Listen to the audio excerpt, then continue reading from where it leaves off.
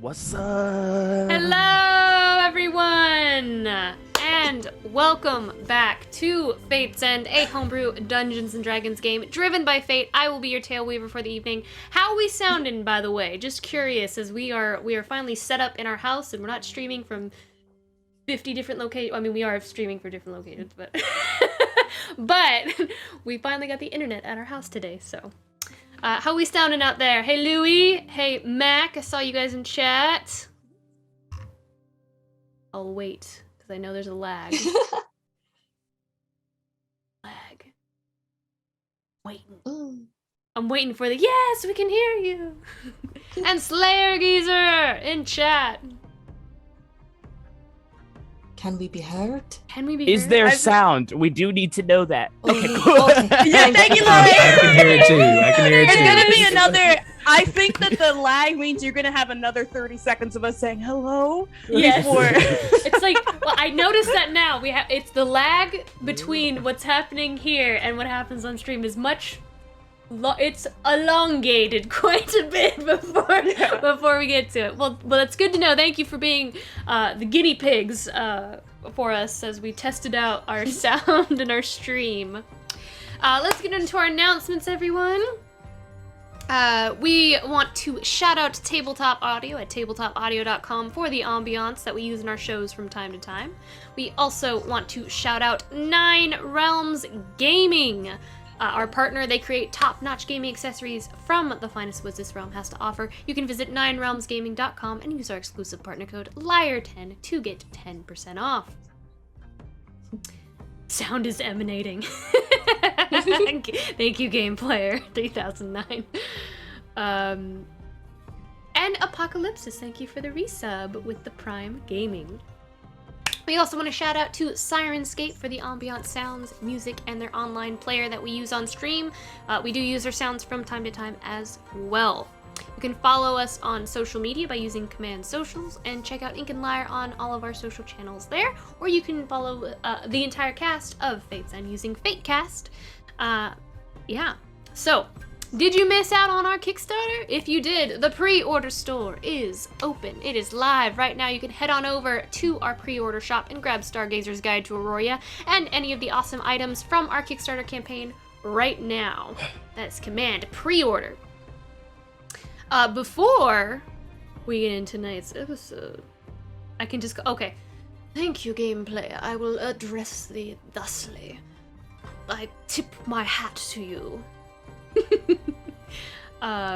Louis is loving your glasses, Christian.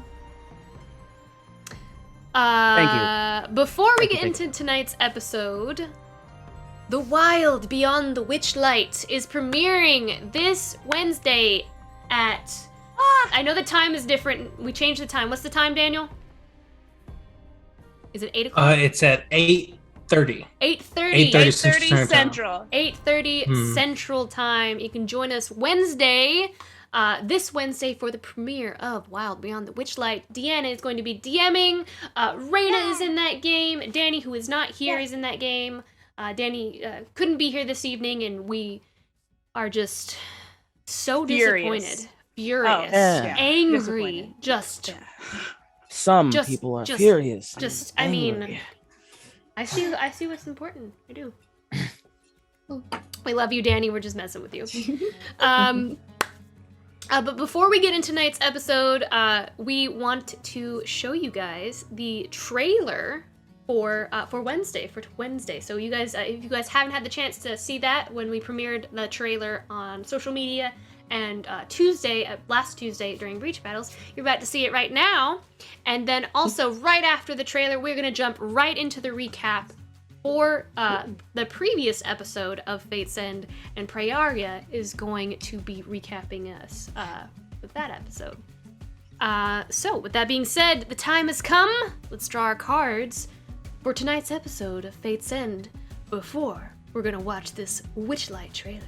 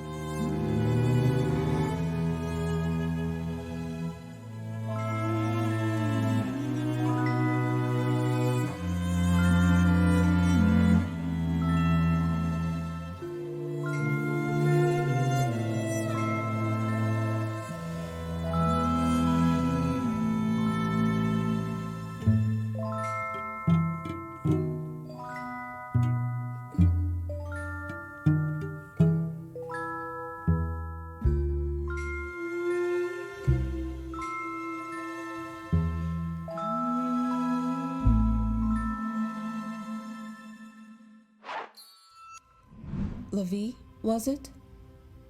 They tell me you are a god. Everywhere and nowhere, here and not. So are you? Are you listening? Finalai told us. He told us everything. Everything he could. Everything you let him know. You didn't even come to us yourself. You left him heavy and afraid to tell us, his friends, what you have done. Coward. He told us about Cassius first. He was a champion of Lady Vera, right? And I guess it started out sort of selfish, right? Like, I had a conversation with Levi about it because I was feeling uneasy about it. And initially, I didn't want us to be on opposite sides. I didn't want us to be enemies because the new gods and the old gods, they're enemies. And if he gets his memories back, then he's my enemy. Well, that's what I thought anyway. And then, so Levi tells me to trust my intuition. Levi tells me to just believe I'll make the right decision. And when he got his memories back, I know you all felt it too. You all felt how different he was. And that kind of just made me more sure. And during that time, I knew what I had to do, but I was scared. I was scared that you would all try and stop me because you didn't understand, or maybe because you thought I would try and hurt Cassius, which I would never do, not intentionally. So I didn't tell you what I planned. And I took him to the market. And I tried to lose all of you, but clearly that didn't work out too well.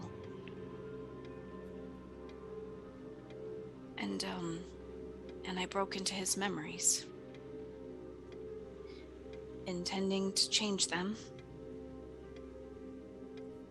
intending to erase every sign of Lady Vera from his mind. I didn't do that exactly.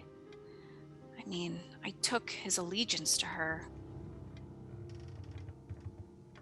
but I gave it away to someone else. He could have stopped. Right then, he could have stopped. But he told us everything, even if all it did was hurt, because we are his friends. Do you know what it means to have those? To go through hardship because there is something someone you care for deserves, and you could give it to them. We weren't angry with Finn. No, those words in there were for you. He did all of this to bring you to me, so that we could be the ones to stop the Seven. Because he could see in the future. Savion allowed him that power. And so he got his fingers into everything. And he directed our paths to join.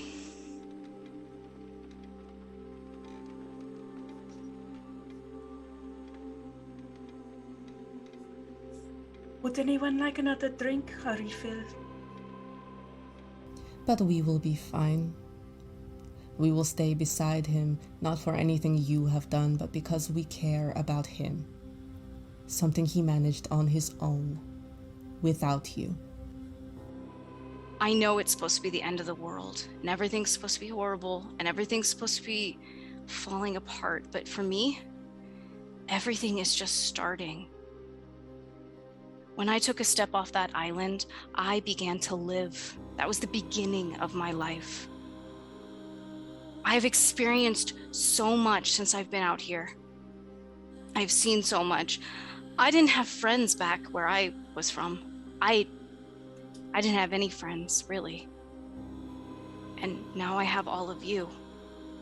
And that's what I meant when I said that I gained everything when everybody else lost everything. And it sucks to have to gain everything while everyone else that I love is losing everything. And that's the cost. Some of us feel more changed than others. Samson seems more angry for the rest of us. It is hard to know what Hesperis feels, but Luden tries. So she opens her door in her like nightgown. Full, like, her skin is gleaming. She's not wearing makeup anymore. Hi. Why do you do that?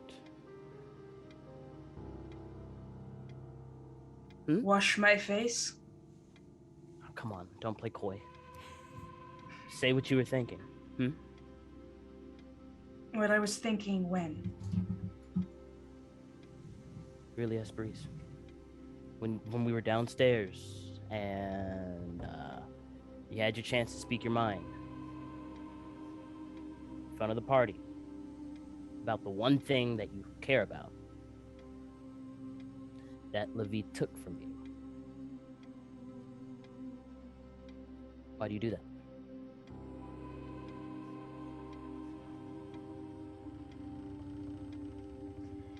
When we first met, I made a promise to you that if you asked me a question, that I would never lie to you. You remember that? Yeah. This is the first question that I'm going to ask. What would it have accomplished to say what I was actually thinking?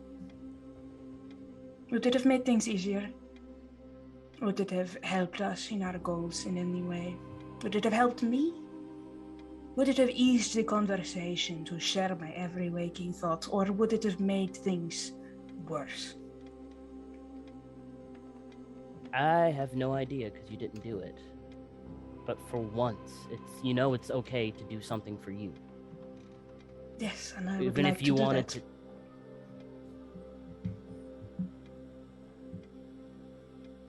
What are you gonna do?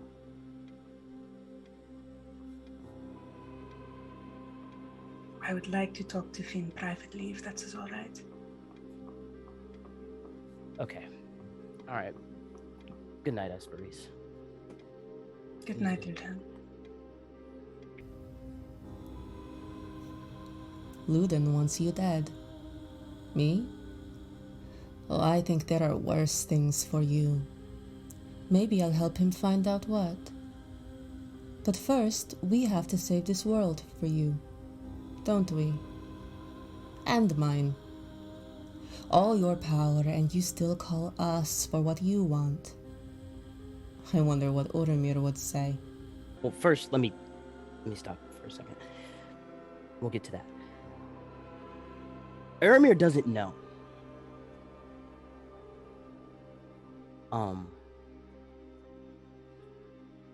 And so we had a conversation at the very end of his time with us, and Oromir told me that he would much rather not know these things. It's really funny. It came up in this situation. I actually asked him, would he have rather known it that his mother had been killed or not? He said no. And now he's really happy with his dad. And that fundamental difference is really pulling on me, like and he looks over at the two letters and he's like, and so one of those letters I was gonna write anyway, and the other one just has a little bit more information that I know I'm not supposed to send. And he's gonna pick up that one and he's gonna give it to Prayaria, and he'll be like, you think you can hold on to that for me? Just so Oromir was the first friend I had, really. Yeah. Sorry about all that. No, I've had time to think about it. But, yeah. And I want him to be happy, I really do. But Prayaria, I am so angry all the time. But don't worry. We've got plans, moves to make, armies to build. We've got each other. And this is as close to a thank you as you will ever get for that. For all that you've required us to give for your purpose. Do you know what I gave to Samir for the chance to save my family? I don't. I need faith and trust in me. No questions asked. The kind of trust, this kind, is a blessing from a queen to an archfey. It is magic and power, and this I need. And he holds a dried, dead rose in one hand.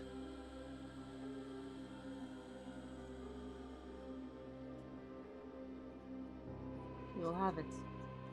As you say that, the rose begins to fill with color and vibrancy, and dew begins to form on the petals of the outside. And he nods and puts the rose back in his cloak.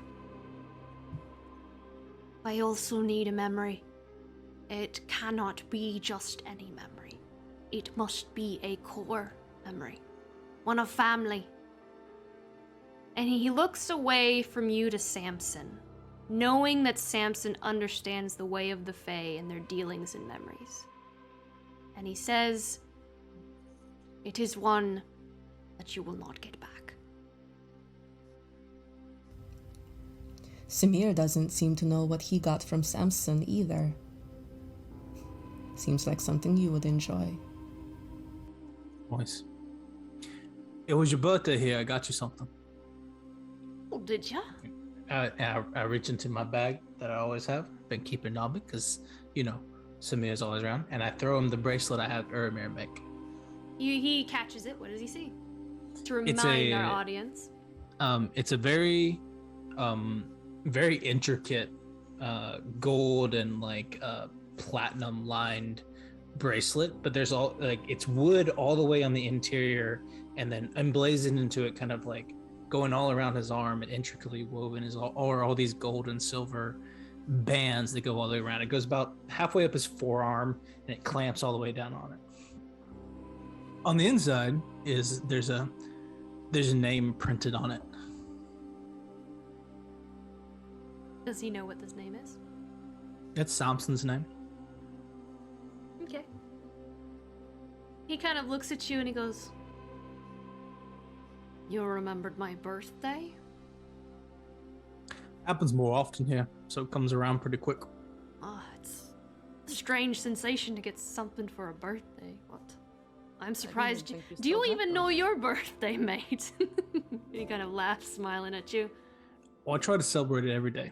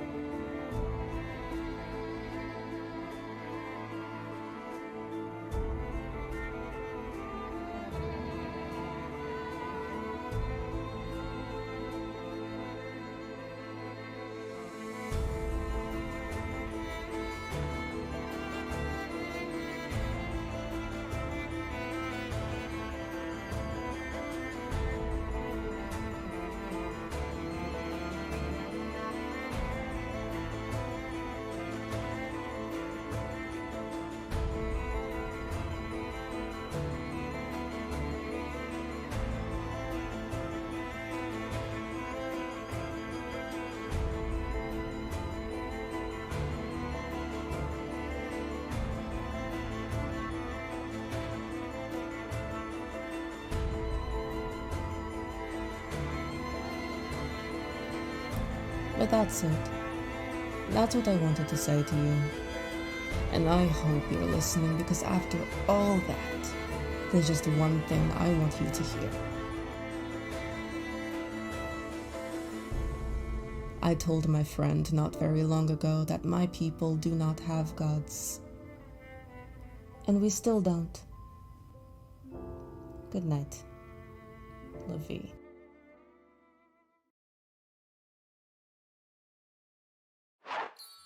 The only way we know how to come in. Guys, what are we gonna do with you all? That's a shit show.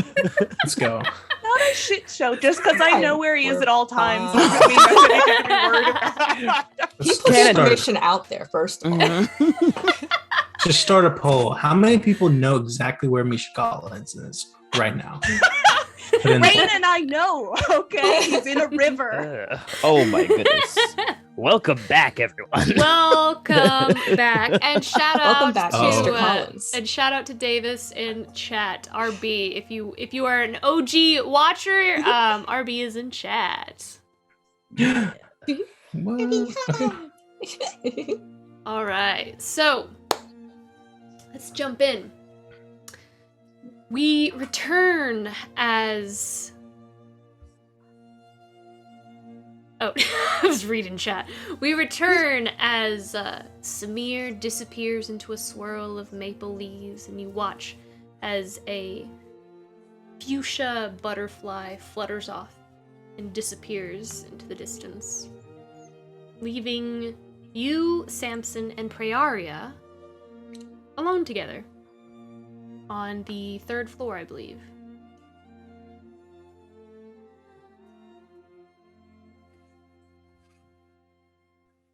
Just hanging out. Two of us. It's just the two of us now, right? Mm-hmm. Yep. Okay.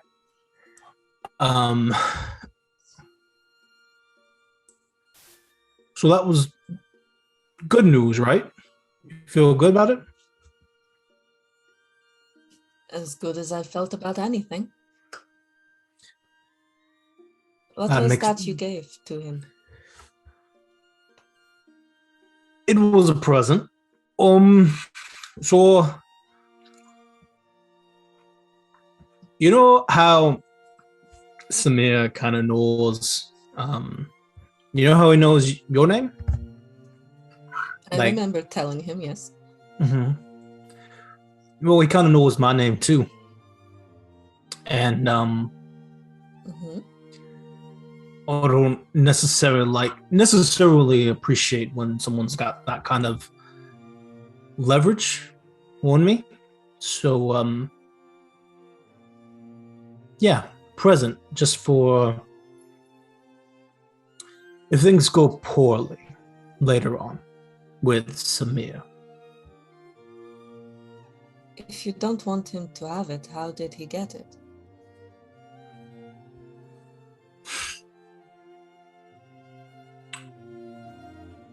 Well,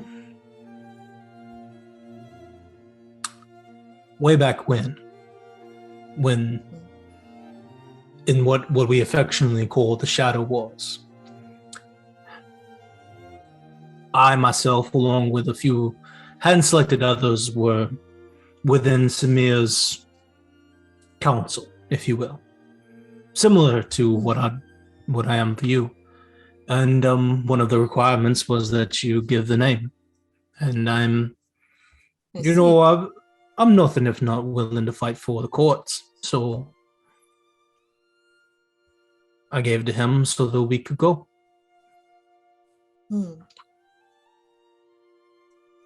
Or I guess you could say I traded it for power. You could say that. Seems to be out there for. Yeah, it is. And this bracelet will help you take your power back.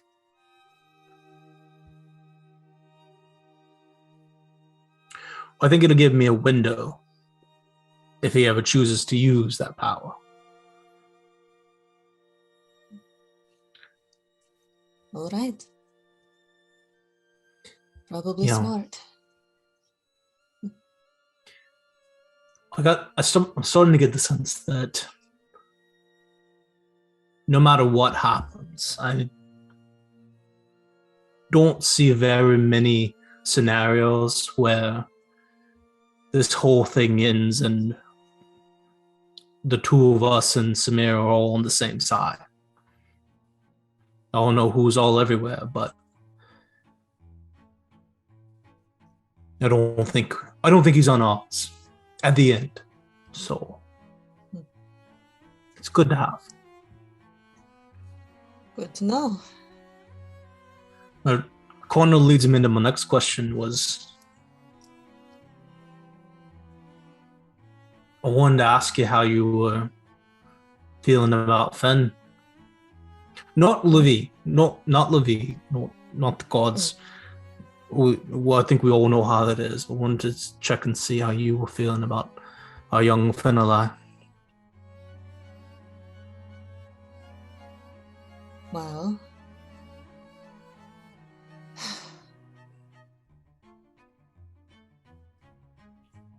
I can't say that knowing him for as long as we have, anything that he did was a surprise.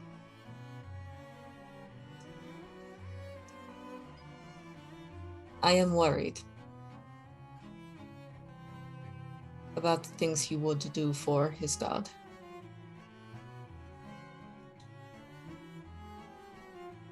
But he is, as he has always been, he is still Finn.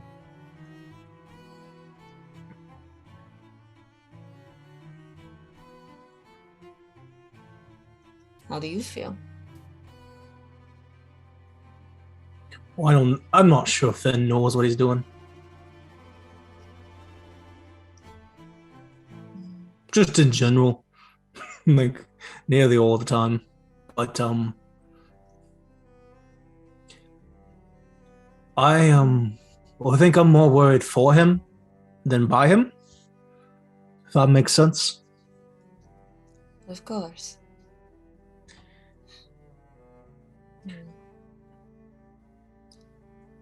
So that's just me.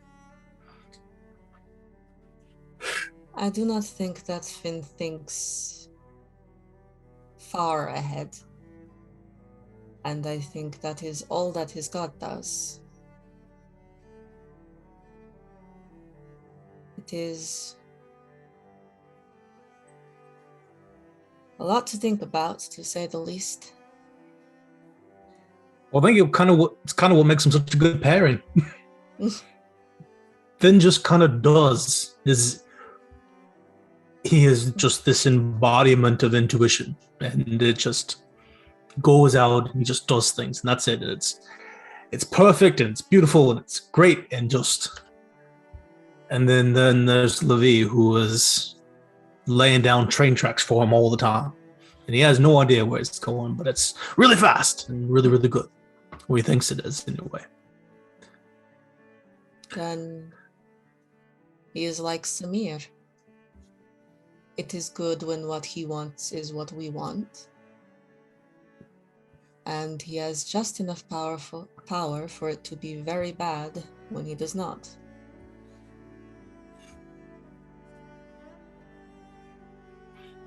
It's a very good point. Should probably keep an eye on that. Do you think anybody over there will worship you like Finn does Levi? I hope not. I mean, you're kind of the closest thing to a god we have, you know? We don't exactly deal with all these 7 or anything like that, or these 8. Yes, but that just makes me a person. No, I don't know if you're not exactly just a person over there, you know? Well, if I don't like it, we will come back here. I don't like that you just casually threw out we. Well, that's okay. I appreciate it though. It's good to know. I'd be welcome to. Of course. Okay. Well, hey, I gotta go. I gotta go talk to Hesperis about some stuff real quick. You're going to the party tonight, right? I'll think about it. You should go. It'll be a blast.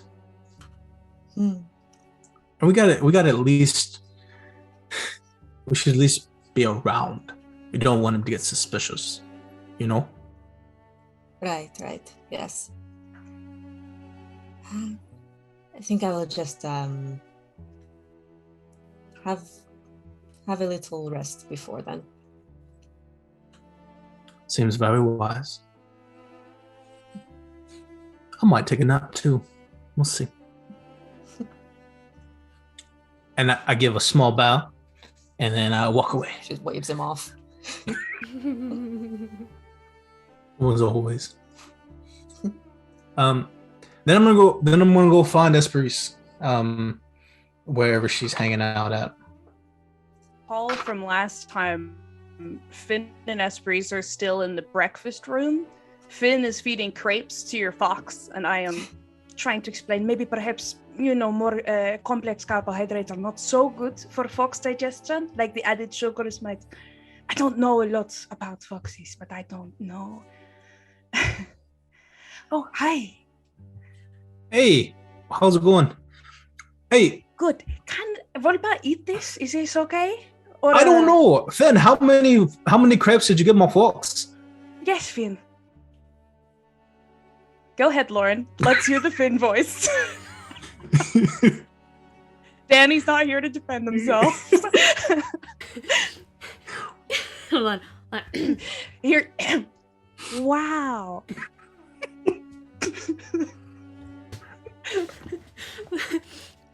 Finn just is like, I don't know.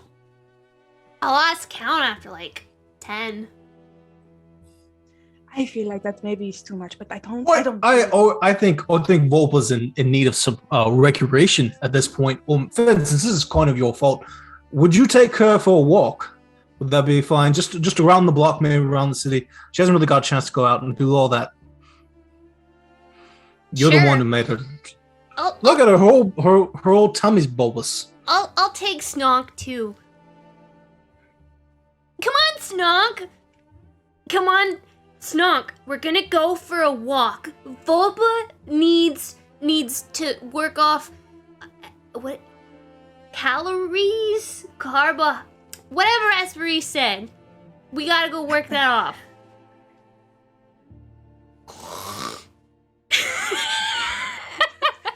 All right, goodbye, Finn.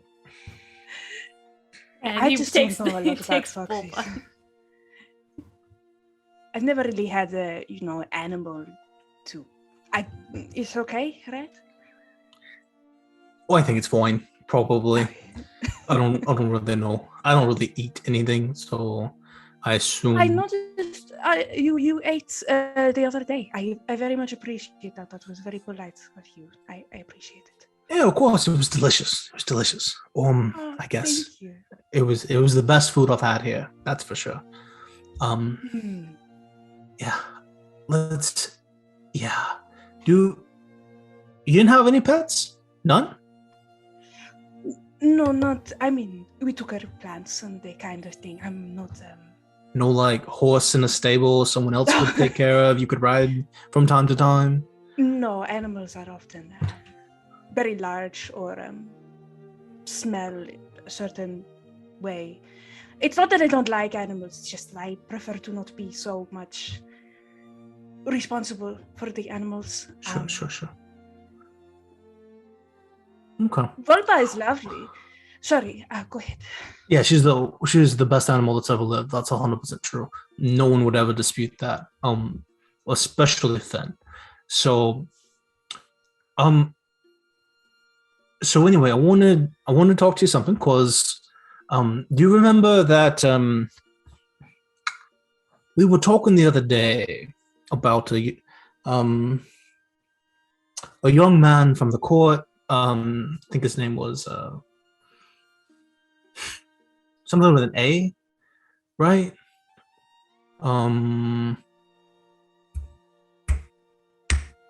He was the boy that got outcast, yeah? you remember? I remember you telling me about something like that, yes. Okay. Is I it, think I think there's I think I remember, or I know that this young, I think it's Avriel. He's hanging out in a. I think I know where he is. Oh.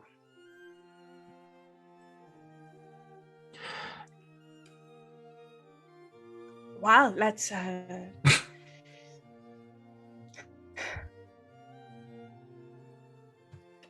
I mean, if it doesn't matter, we don't have to talk about it. no, this is useful. Okay. And you are You know what? It looks like it doesn't. No. Are you and Prayaria going to talk to him? Well, I don't know. See, here's the thing. He's over in something called Or there's some gardens that that Prey and I were looking for. That we believe they can. The Grand Huntsman or whoever's in charge there. I don't remember all the details. Whomever's in charge there, we believe we can bring over to our side and take them with us back to the wild when we go to coup, as it were. And we believe that Avriel may or may not be there. And so, emphasis on the may, believe that he is there. And so, here's the thing, though. The only way we can find him, right, is we need to go convince a dryad I once knew to give us the location. Her name is Symphonia. Have you heard that name before? Have I heard that name before? I am not personally familiar. No, I'm sorry. Yes, sorry. Symphonia is the name of the individual who owns the tea house in Dawn's Rise. I'm sorry. Oh, no, actually, I am mistaken. I believe that they own the tea house that is several blocks away from here.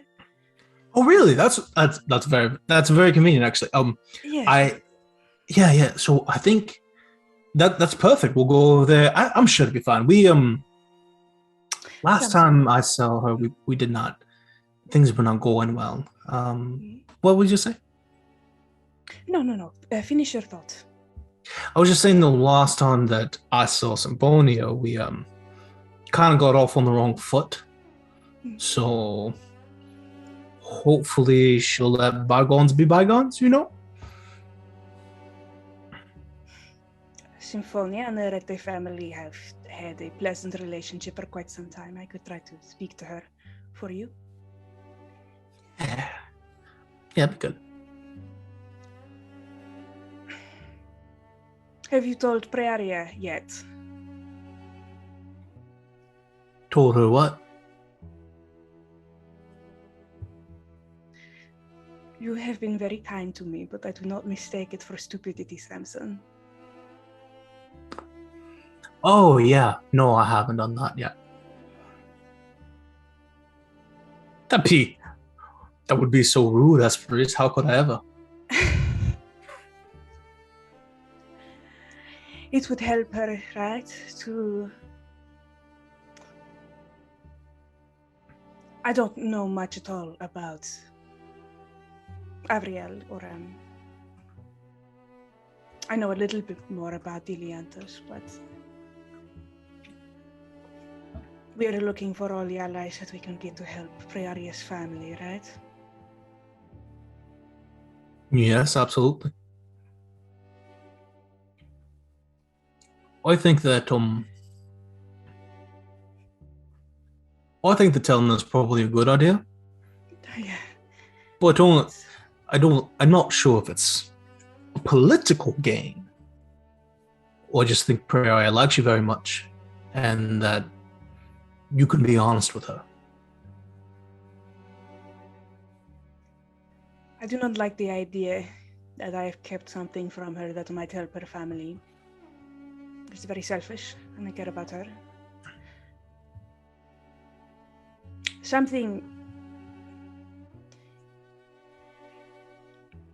I learned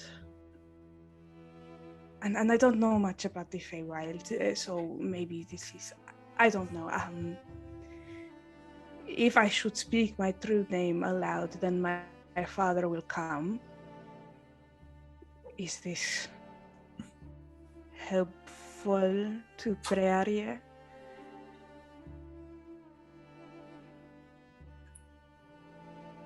Not right this second, necessarily, but just it's an option, if that is something that would be. Lauren, correct me if I'm wrong, but I think if Hesperis speaks it out loud, he doesn't have to come immediately, but he'll know it happened. Is that right? Yes, it's kind of like sending out a beacon. Yeah. Mm-hmm. So, if you say it, he'll know you did. Yes, and then he'll know where I am, and he might, we might be able to communicate with him if he is helpful to what we are trying to do. Helianthus has already got 1.5 shoes on our side of the fence anyway. Okay. If I don't know if the two of you were connected in some way, and perhaps your presence would be a boon to him in some interesting or fun way, then mayhaps doing so would. I don't know if it is a boon to him. From what I understand, from what I have read, I am some sort of. From what I know about Helianthus, it would be. I think he would care a very great deal to know. Right. Especially if you happen to be walking around with his exiled son. I don't know. Well, I don't really know anything half the time. Yeah. Did you hear anything else about Gabriel? Like, just where he is? You don't know if he's. I know. I feel pretty good about where he is. And I know Symphonia can get us there. Okay. And I feel like that's pretty good. Yes. No, that's very good. That's Thank you so much for letting me know. I appreciate it very much. And I will be speaking to Prayaria today to make sure that she is on the same page. And I do appreciate your patience and your discretion.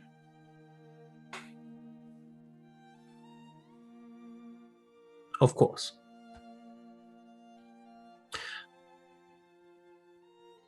I think I'm gonna go take a nap. Prayaria said she was. So Okay. it's been a morning, you know? Lots of crepes. You're all right?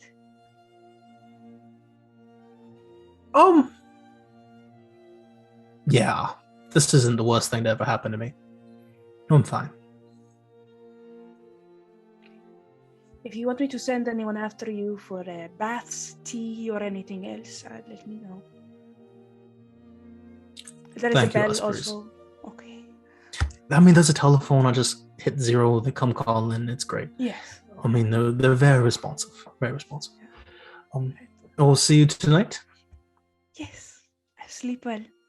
Mm-hmm. And I walk off.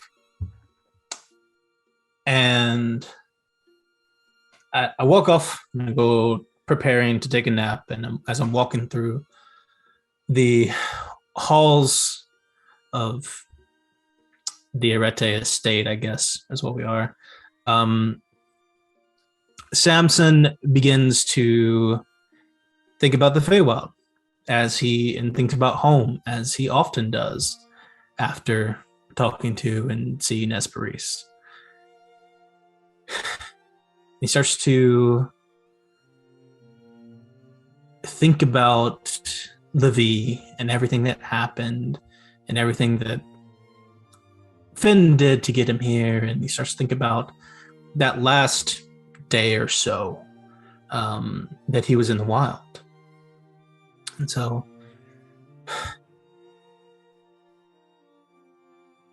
Flashing back, Samson finds himself inside of a party.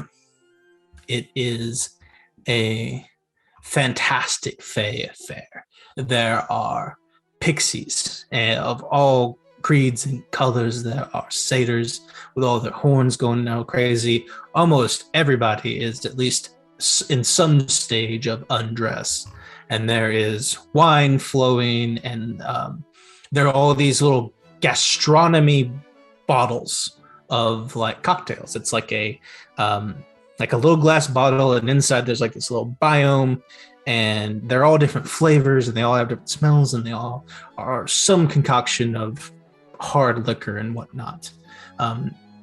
The music that is playing in the area, it sounds exactly what you hear now. It's all these string instruments and everything else that's going on, but it's all lyres and fae, and it sounds crazy and magical. The air smells different to everybody, and like for Samson, it smells like walnuts and honey a little bit as he's standing there. So looking around, Samson finds he's probably very drunk at this point. He finds a water bowl and remembers looking down into it and seeing his reflection very clearly. And thinking about it now, if I look down in that bowl, Lauren, what do I see? I'm describing what you look like. I'm just asking. No, not what I look like. 'Cause let me ask you this. Do I see my old reflection, or do I see what I look like now, or is it kind of hazy? Like it's a memory now. So like, maybe it's. I hate that you put this in my hands, Daniel. I would say that it's hazy. So looking back on the memory of this, Samson's looking down the bowl. He splashes some of the water in his face. He looks down into it. Instead of seeing anything that resembles his old Fey form, he can't necessarily recall it, but it's definitely not Tiefling Samson. And looking down into it, it's more simply shadow than anything else. And I would also say that like within the shadows are just these small little green dots for eyes, similar to Levi's, but they're just like that piece is taken from him and you can't see anything. And so Samson grabs one of these gastronomy bottles, pops out a metal straw, sticks it in there, or wooden straw, sticks it in there, and begins to sip and enjoy everything that's going on in this party. Trying to live his best life, and looks around at all the members of court who are here in various stages of drunkenness and enjoying their lives.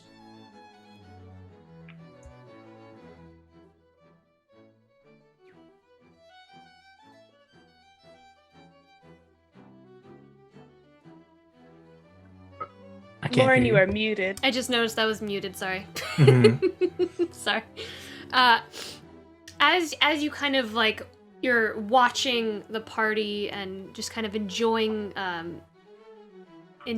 the revelry of it all, you do notice a just completely party crazed, slightly drunk as well satyr who you know very well begin moving in your direction. I wave at this sloppy goat man. I wave him over and smile. He makes his way over, and he's got like a wreath of flowers around, like hanging haphazardly off his head, and his beard's a little bit ruffled, and his hair's a little bit like kind of cowlicked to the side, and he just he walks over to you. "Oh, Samson, I see you're enjoying tonight's revelry, my mate."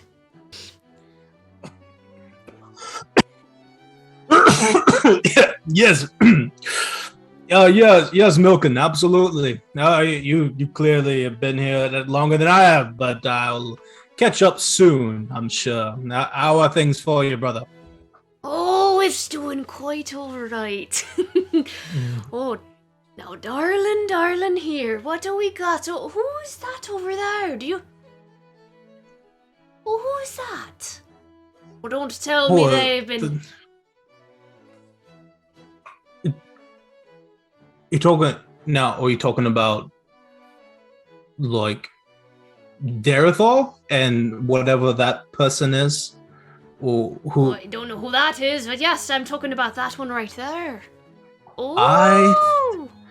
I am pretty sure that is I think they call her just Twinkle. I believe she's a pixie from the forest or to the south. I am 100% sure she does not have a surname. Whatever that means to you. I bet that she is a Twinkle. Oh, did they hook up, you think, tonight? I don't think they have yet. I'm pretty sure they are though. They've been hanging all over each other all night. Fairly certain. Well, perhaps I might try to insert myself into the situation. I'm gonna make an insight check on Twinkle and Darethal. Do they seem like they'd be down for that? Sure, make an insight check. I don't have my stuff. Someone roll for me. I don't have it open. Roll for polyamory. I'll roll for you. What do you add to insight? Roll for polyamory. I had like 2, or 1. I am not proficient in insight. All right, give me a minute. Vamp. Vamp? What? I am vamp. Carry on conversation while I get the dice. Oh yeah. Because I also have to join. Oh my gosh, nobody brought it up. Vamp. We're doing a flashback episode. It's the term where you the +1. Going. +1. The +1 to your insight. Yeah. I rolled a. What did I roll? Look at this vamping. Oh, I'm trying so hard. Boundary We did does not great. want to. You can roll a D&D Beyond. Oh no. Roll. Yeah, I can roll in D&D Beyond. I rolled Y'all a. swapped places.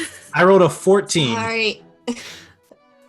I rolled a 14. What does that mean? I want to say, okay, here's my in-universe explanation for why all this happened. It's that they were pointing at that couple thinking, do they want a third? And then they were so drunk that they started tripping over each other. So it took a minute to get that insight check in. There we go. That checks out. Yeah. All right, what was rolled? I was frantically shuffling everyone back together. I rolled a 14. A 14? That's what I rolled. Mm-hmm. With disadvantage because you're drunk? Wow. Okay. That's better. 14 still. Okay. Wait, you still rolled a 14? Wow, okay. Yeah, because I rolled a 16 on the next one, so. Okay. Maybe. You're not sure. Could be. You know what, Milk, and I absolutely think they are. I would recommend taking it slow though. They seem to have built a thing in. You want to make sure you get invited first. So just go over there and be your natural fertile self, and it'll be fine. Oh, you know me, mate. And if it's any consolation, I do believe that the pixies do tend to find the old satyrs a little bit more attractive than you fae folk. Okay, so I didn't ask for that kind of sass right now, but okay, what's fine? It's the fuzzy tail, that's what I think. He is so drunk and is just trash talking, and he just kind of like ribs you a little bit, laughing, and he will walk over, and you'll just kind of like you observe from afar as he walks over, and he starts laughing and talking to the two individuals, and Twinkle just hauls off and slaps him, and just. And he just kind of like holds his cheek, looking back at you, and he's just. But he's smiling. I have disappeared. I have disappeared. I have left the party. He looks back in the direction that you were, and there's a big red hand on the side of his face, and he's just kind of like laughing and smiling, shaking his head, and he'll just kind of like wobble off, and but he'll bow respectfully as he kind of backs away to the pixie, and she just kind of like folds her arms and. Yes, Deanna. Samson and Prayaria are still traded in the video. Oh, they are? Oh gosh, I thought I missed it. Yeah, it's been real sad in this Samson box. Wow. Is it always like this in here? It's always like that. It's It's always like depressing that. as hell in here. I back away from the party and There we move go. away from the sound. Are you a bird when you leave the party? Is that a traditional Samson move of I'm a bird, I'm not here? No, I still need to carry my gastronomy glass, so I'm still working on that. And I've been to slink away from the party, and I will skulk away and start making my way out of the garden. And Samson begins making his way, remembering this night kind of clearly, as clearly as he can, moving through a just orchard of weeping willow-like trees that have all these little blue flowers on them and stuff, and he's kind of cutting through them like they're curtains as he's trying to move through and keeping the branches off of his drink and all that kind of stuff. And he's making his way home and heading back to his castle when all of a sudden he hears something kind of in the distance, not too close, but not too far away either. And being curious, as Samson always is, he goes to see who has gotten off with whom at this party, so he doesn't miss out on, or so he can be ahead of the gossip in the morning because he's planning to sleep in. And I will stealthily make my way towards the sound.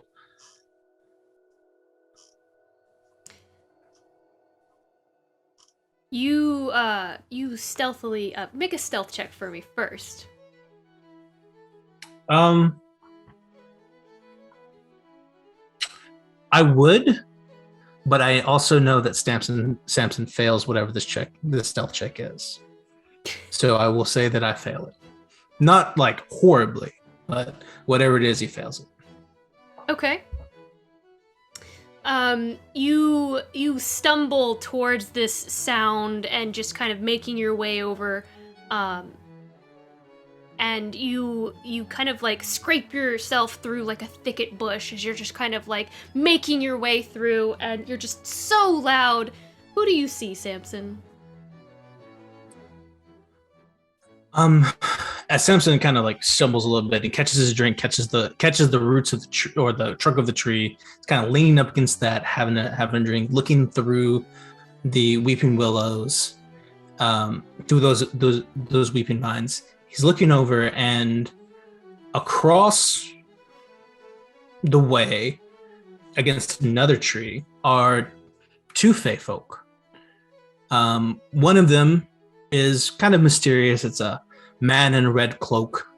Not really a whole lot to say there. Just kind of a little mysterious, hood up, that sort of thing. Just that kind of, you know that crimson burgundy kind of red. And then there with him is Elrixis, who is the queen of the Gloaming Court. And they seem to be having a great old time. And Samson quickly realizes that he has seen something that he ought not, and bails as quickly as possible. And thinking back on it now, though he definitely missed it in the original piece of this, there's a moment where the willows kind of part after Samson has turned his back, and there's a clear window between where Samson is and where Elrixis and the red cloaked man are, and Samson is clearly spotted for whatever reason. And then Samson heads home, hoping that nothing happens.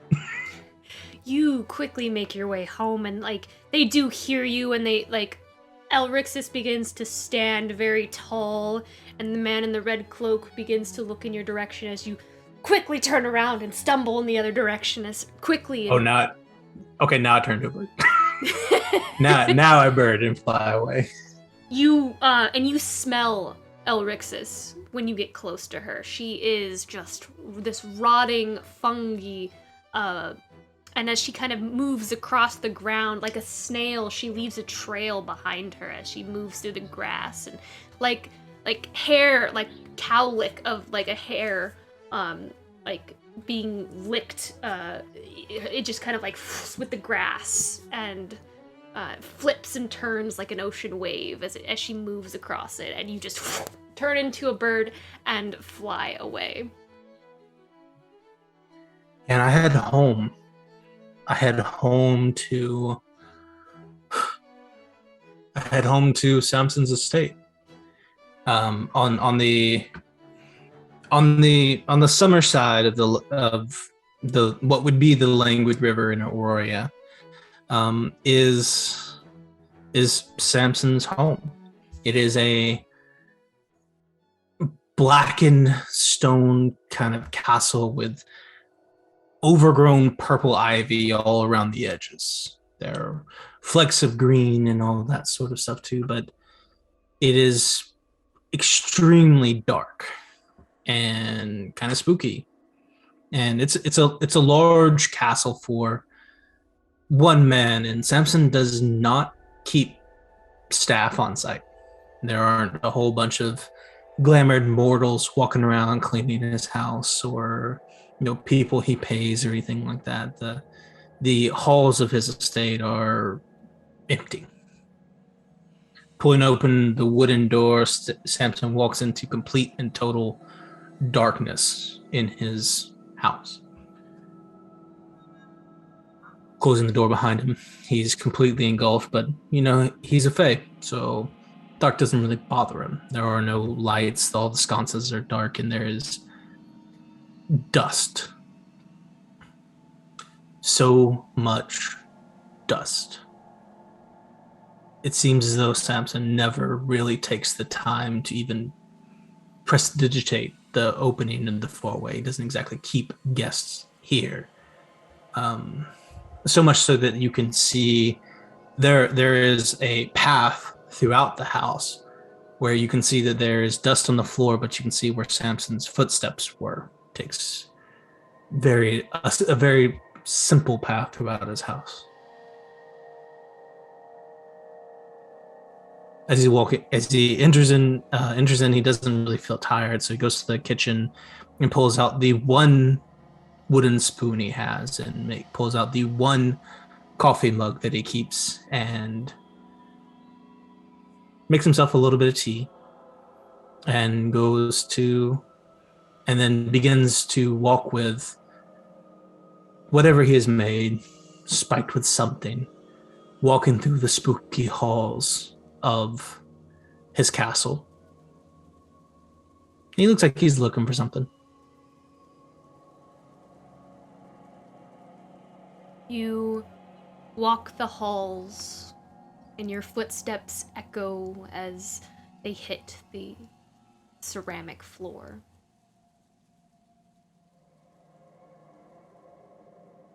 There's a loneliness there. Just you and your footsteps. And there's a coldness. You look down these beautiful filigreed halls, so elaborate and enamoring. This wasn't always just your home.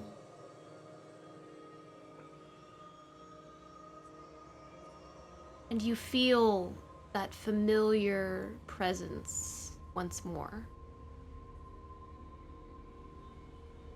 As if looking over your shoulder, and the corner of your eye, you catch that faint smell. What do you smell, Samson?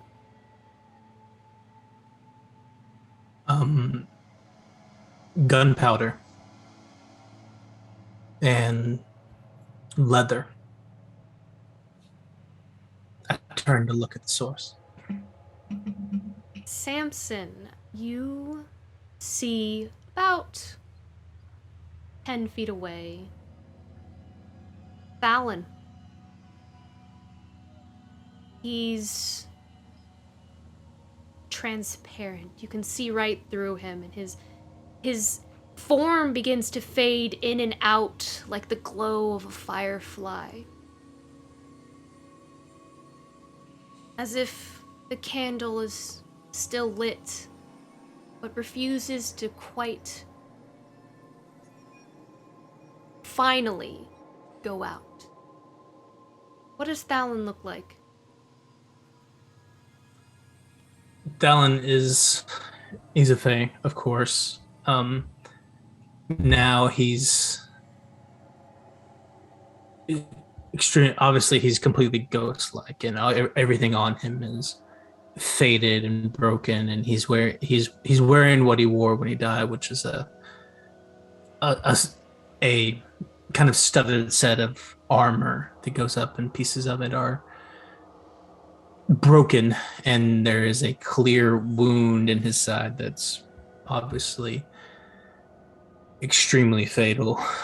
And Thalon has long, kind of high elf-like ears and kind of like smushed, pointy little face with a button little nose. And Samson remembers that he has just bright purple eyes, similar to Samir's, because Samir and Thalon are from the same tribe. And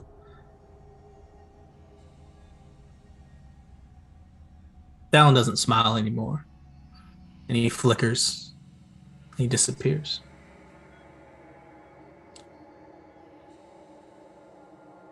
I walk away from where Thalon was towards the library, and where I keep whatever books Samson has. There's not that many.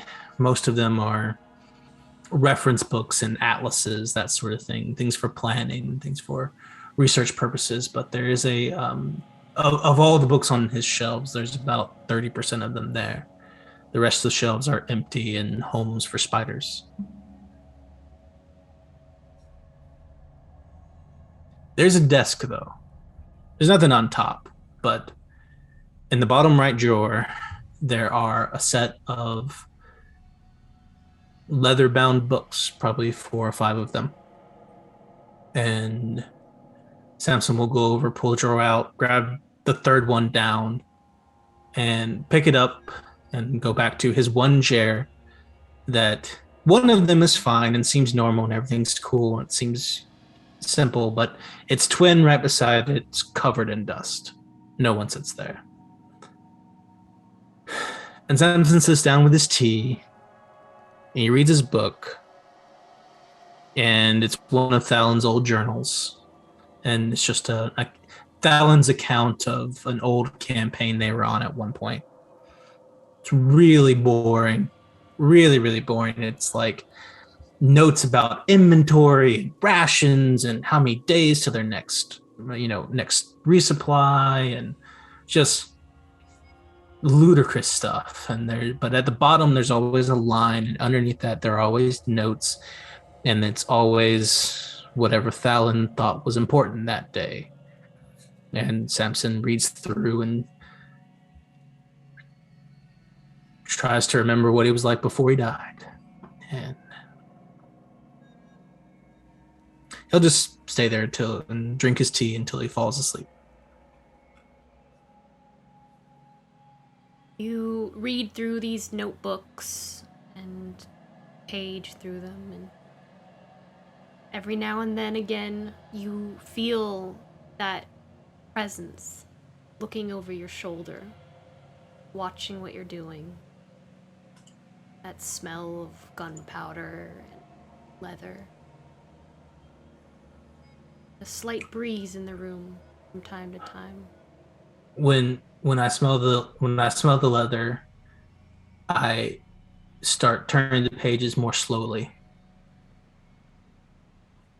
because Thalen can't read fast.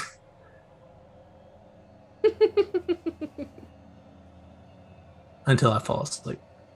And you do so until sleep takes you and you drift into that deep, deep sleep after a long day of drinking and partying, and the alcohol weighing down on your eyelids.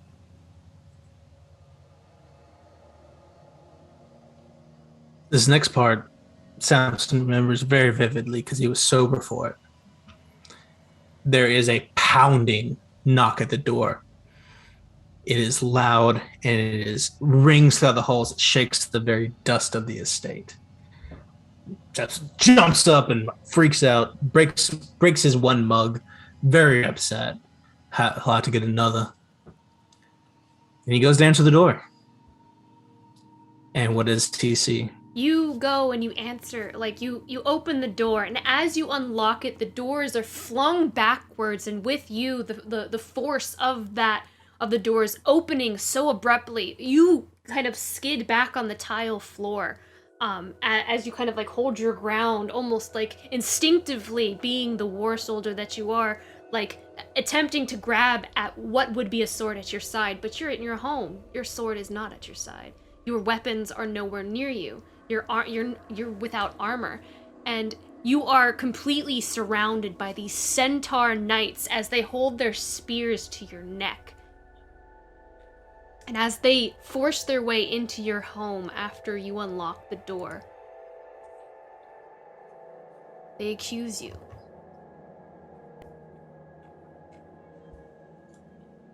Samson Martis, you are high treasonous crimes. You have broken our sacred laws, and you will answer to the Light Queen of the Summer Court.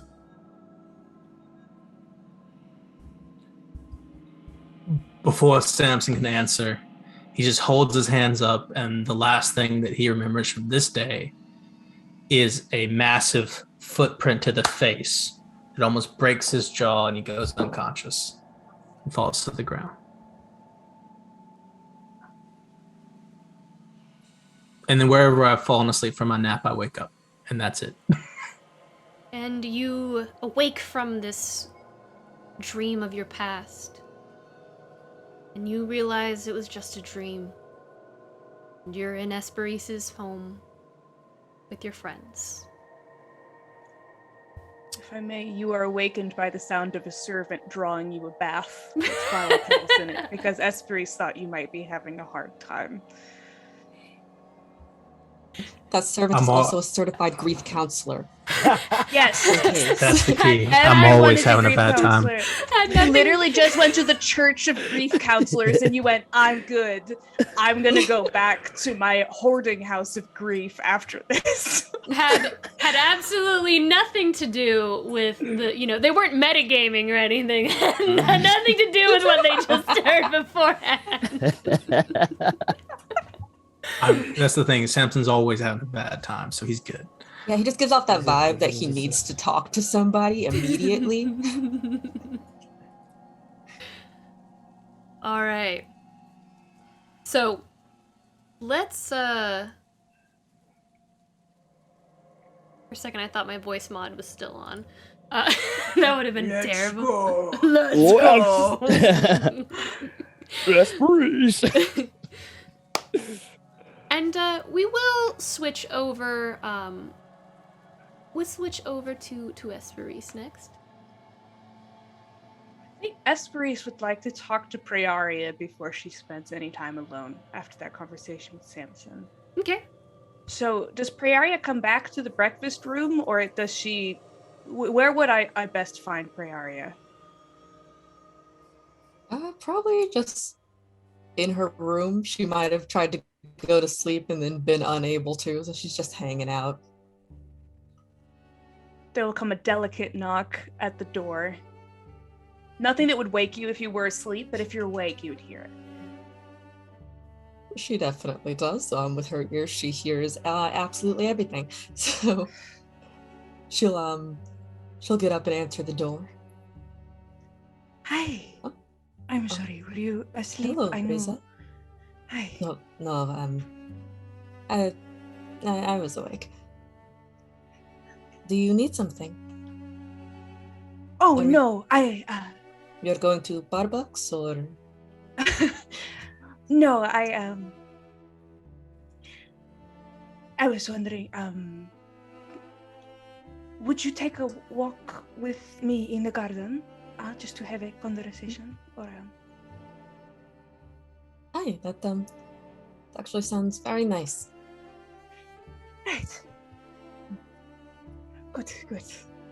Hesperis will lead Prayaria downstairs and through.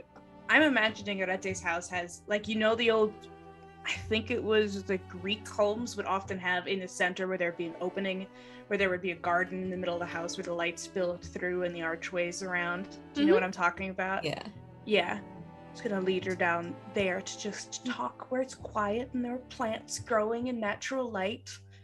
Because Hesperis is currently in the Prayaria likes plants. This will soothe her zone of fix the problem. That is a very solid bet. Yeah. So, well, I don't exactly know how to introduce this conversation. First, how was your nap? Well, it almost happened. That was nice. Sorry. Oh no, it wasn't you. It's just everything, you know. How are you feeling about it also? Well, yesterday I told you that I would do absolutely everything within my power to aid your family, and I have not been a good friend to you because What do you mean? There are things that I have kept to myself that might have helped. They might have helped. I don't know. They may yet help you, which is why I am telling you now. You know that I am not an elf completely. Yeah. I know that you are different from what Finn is. Yes, I am. I am sorry, I have not seen many of most types of people before. No, that's absolutely fine. No, that makes complete sense. I just want to make sure I am not saying something you already know. So my mother was an elf from this area, and my father was from where Samson is from, and where your family is from. I see.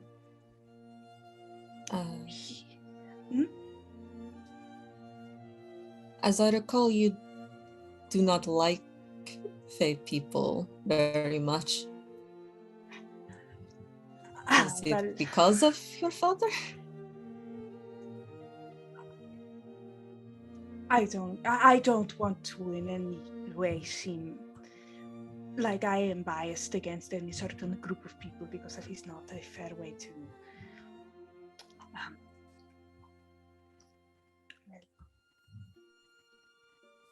he did not leave me a positive impression.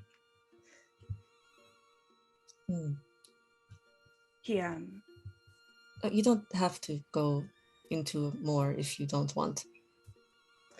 Well, he is alive.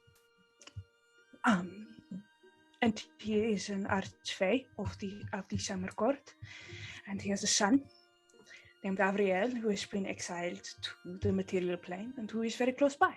So if it would be of any use to you to have such an ally, I would be very glad to speak to Avriel or Iliantus on your behalf, if it would be helpful.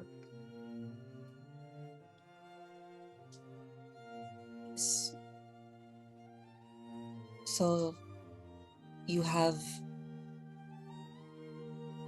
powerful father and a brother who is here. I did not know that he was here until less than 10 minutes ago, so I have not I have been keeping from you some things, but I do not want to do this, so It is fine. What is yours to give as you wish. But how would you feel if we were to call your father?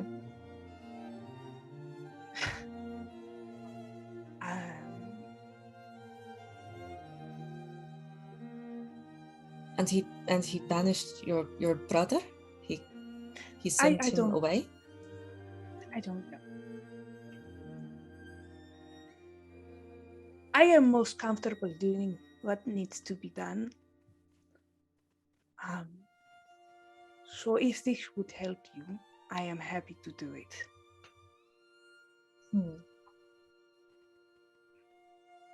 Does Samson know who your father is?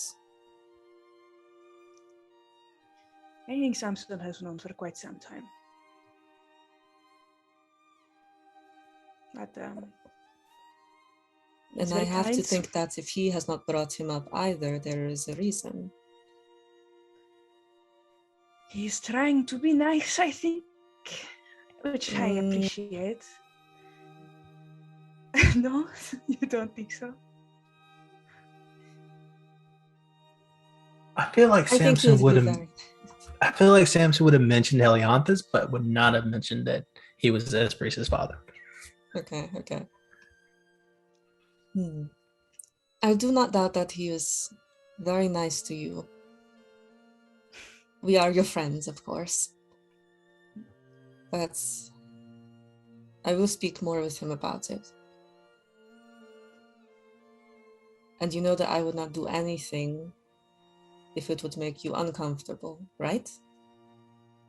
If there's any reason that you don't feel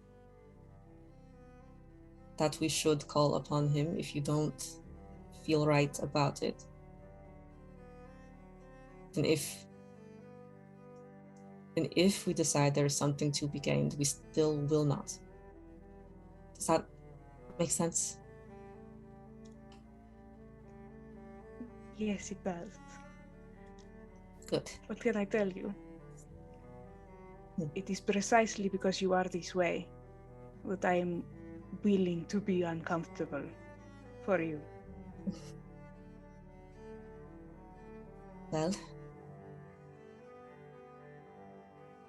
one of us will have to give. It is time, I think, for me to allow myself to change. I'm ready, especially for you.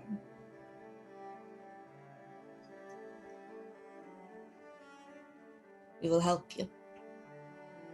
Change into whatever you want to be. Thank you. Like a beautiful butterfly. Yes.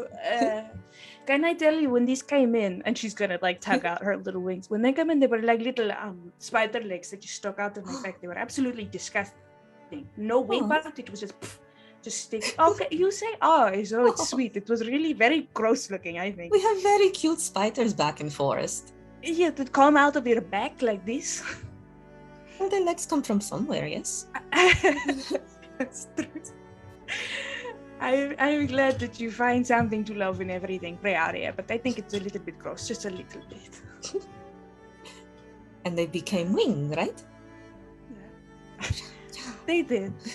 They did, yeah. Very quickly they did. Can I ask you, this is a different topic, if it's okay. Right. Lauren, can you remind me of the name of that sorcerer? It's Taya, right? From the Celestial set? Taya Moon? Taya Morn. Taya Morn. Yes. Taya Morn. Are you at all familiar with Taya Morn. Outside of just the legends, do you? Not very much, no. Okay. No, that is fine. It's just, since Cassie spoke about it, it's been on my mind. If it is all right, What about her? it's just something I have been thinking about recently. I was going to visit the temple today for some meditation. Unless, obviously, if there's anything I can do for you, let me know and I will do this first. But Well, no, that is fine. Do you want us to help you find more about this Taya Morn person? not as of yet. But I thank you so much for offering. It's very kind. You already have much to look for. Yes. What is one more? We will start with Ariel. I Your believe brother, that he is a very yes. kind man. Yeah. Yeah. Okay. Have a good morning, Prayaria. You as well, Hesperis. Thank you for the walk. Of course. Yeah. Of course. And Hesperis is gonna head out. All right. Prayaria to stay in the She garden for a fully bit. lied. Oh, sorry. Go ahead. Okay. That was it. She's just going to stay in the garden for a bit. She is not going to the temple. She's going to go to her mom's house. To Eurydice Anthea's old residence, which now belongs to Hesperis. She's going to go. She's going to make herself some tea. She's going to sit down. She's going to stand up. She's going to go to her old bedroom, pull open the closet, close the closet, go to the bookshelf, see if there's any books on the Celestis set, open the book, read through it, the way that you read without actually getting any information out of the book, and go like, all right, got nothing from that, hold it in her lap, stand up and sit down and pace a few more times. And at least now she feels like she hasn't failed a friend. This friend that she loves. And she's gonna open the book again and just leave it open on a random page and look down on it and think back. There are 2 days in Hesperis' life that changed it forever. The first was when she was 15 and her mother died at Dawn's Respite. And the second was when she was 47 last year, on a very cold evening in Dawn's Rise, when she'd become a full attendant at Dawn's Respite, and her friend had asked her to meet her out under the stars.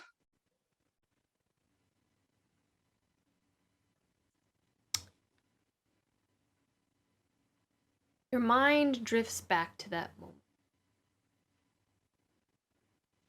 My music to play here. There we go.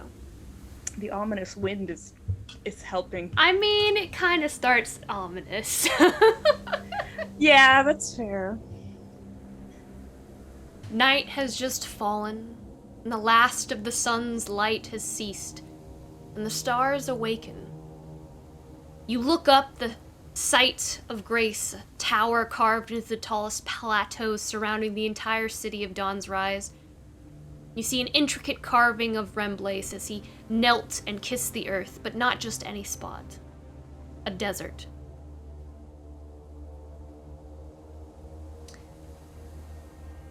Thought to be devoid of life, and uninhabitable, and brought the beginnings of Dawn's Rise into this world. Asteria has asked you to meet her here. This doesn't come at an odd request. This has always been a favorite spot of both of yours. And your mind flickers back through memories even further as you recollect moments shared at the peak of the observatory. This is a place of reflection and free-flowing thought. When the world around clenches tight, this is a place to relax your grip. There's a chill in the air. Winter is here, but it feels strangely colder than usual, and you begin to climb the steps to the top of the tower. A few other visitors descend, passing you by, leaving as the cold proves too much for them. And you reach the peak and look back down at the city behind you for a moment, and all of Dawn's Rise is aglow as lamps are lit from within and outside each household. A sea of glittering gems against the great sundial. You look back ahead. The darkness of the wilderness surrounding the city. And Asteria leans against the wall, back facing you, and she looks out into the darkness as if searching for something, seeing something, listening, you're just not sure. She wearing her shawl? Hesperis has brought hers because it is chillier than normal. Asteria just... She's not wearing her shawl. She's just kind of standing there, holding her arms close to her along the sides. Yeah. Well, Hesperis, when she approaches, is going to pull her own shawl off and pull it around Asteria. Hi. It's a little bit cold, have you not noticed? She blinks as if coming out of a daydream with a sharp turn of her head and turns to face you smiling. Her skin cracked and sealed with gold. And your mind drifts back as you look at her and you remember the day she was brought to the temple, shattered in 1,000 pieces, sand and dust. She had been turned into marble, and who knows how many thousands of years ago she was turned into this. Who smashed her to pieces is another mystery as well. And the priests worked day and night to piece her back together. They fused the marble back together with lacquer mixed with gold dust powder, a technique you'd seen them use with broken pottery. And it took many, many years. And you remember when they finished her feet. Sandals with beads. How silly toes are. A young one had said that they looked down at their own toes on a visit. You remember when her face took shape. Kind eyes, you thought, against small round ears. A beauty, they had said, but none held a candle to you. And her expression was sad. The final moment looked to express farewell. And you pondered that expression for a long while. It seemed silly. In some ways, she became your friend before she even knew you. Though stone, there was comfort in speaking to someone about your troubles, about your siblings, about things that bothered you, what made you happy, what made you sad, the days that you missed your mother the most. There wasn't any fear of rejection. There wasn't any expectation that needed to be met or the anxiety of failure. You kept her company, and she gave you comfort. And many years passed as they pieced her together.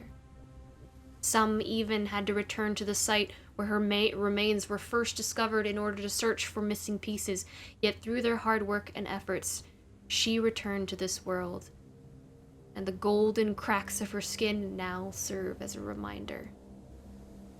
Flesh, blood, and breathing, with long black hair. Her skin dark like willow charcoal with a very subtle tint of sapphire. Not quite as dark as a drow, but almost faded with age. And the gold contrasts against her skin vividly, almost more vividly than her striking violet eyes. A tiefling. She looks at you as you approach, and she just kind of rubs her hands against her shoulders. She goes, it has gotten quite cold, hasn't it? Yeah. I've lost track of the time, I guess. I wasn't really paying attention. But I see that the diamond of Dawn's Rise has arrived, and she kind of teases you a little bit. Yes, thank you. You seem... Were you looking at something? Are you quite alright? Her smile kind of fades as you ask, and she kind of thinks on it. You know, your ears are the ears I trust the most, and yes, They're pointy. that which unsettles me has called us here. She kind of looks back out into the darkness, and then back at you, and then back out into the darkness once more. I try to ignore the loss of memory, losing everything I was before being awakened from such a stone slumber. The frustration was once so great at first, and time has made it easier to let go. And now, she kind of furrows her brow as she exhales very sharply. I had thought I could finally leave it behind and face the truth, that memories would not come back to me, even my name. I do not even know my name I was given before. Or even if I'm the same soul now as I was then. And she pauses for a moment as she thinks on it. Asteria was and is my new beginning.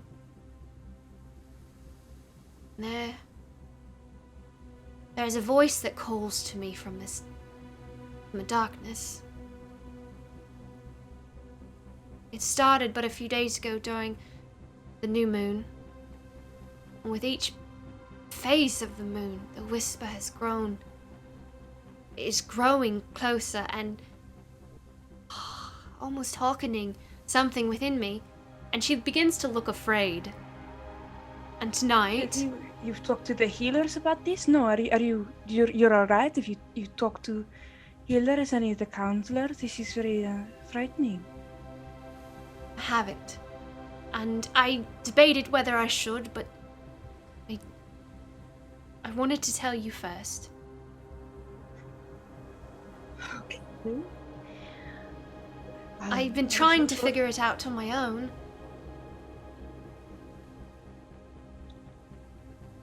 And you know, Asteria's a little stubborn. She's known to be quite stubborn, and you don't find that hard to believe that she has been trying to figure this out on her own as much as she possibly can without bringing it to the temple healers. I understand this, but that's what the attendants are here for, to help when things are too difficult to carry on your own. You're probably right, but I felt I could do it myself. I felt I could do it myself. She seems frustrated. She looks back up. Okay. And you see, it's fairly cloudy. And she looks back at you and says, tonight, the eye will be open. A full moon. And I fear it's a capstone. Of what? I fear it's an apex of whatever it is that is speaking to me or waking inside me. I wanted you to be here. Yeah, I am here. If there, do you need? Is there anything that I can do? Do you just need to talk about it, or what do you think this is an apex of? Do you feel that something is going to happen? I'm not sure. Maybe something's coming, or a vision, or something's speaking to me, or maybe it's the me that's been inside me all along. I don't know. But It's a feeling. I feel as though I'm being pulled, and something inside me somewhere. I only confuse it as a voice because I feel it is aside from me. If only I could remember. Nothing makes sense. But I'm here no matter what, okay? Okay, so you just tell me anything that you hear, and I'll be here to listen and to help you figure out what they're saying to you, okay? She, as you kind of grab onto her arm, and she kind of leans heavily on you for support in her frustration and her fear. It feels familiar somehow, and there's a hint of giddiness from it, as if an hourglass is nearly empty. Was hushed as As the days have passed, it's grown closer, and I feel tonight it will be at my ear. Perhaps I was mad in a former life. Perhaps it's nothing. A whisper's intangible, yes. Cannot cut or hurt or... And I'm gonna hold her and and try to calmingly touch her back. And are you absolutely certain we could get a healer and help you through what is happening here and make sure that you're all right? You know. She takes a step back and just kind of exhales, almost feeling defeated.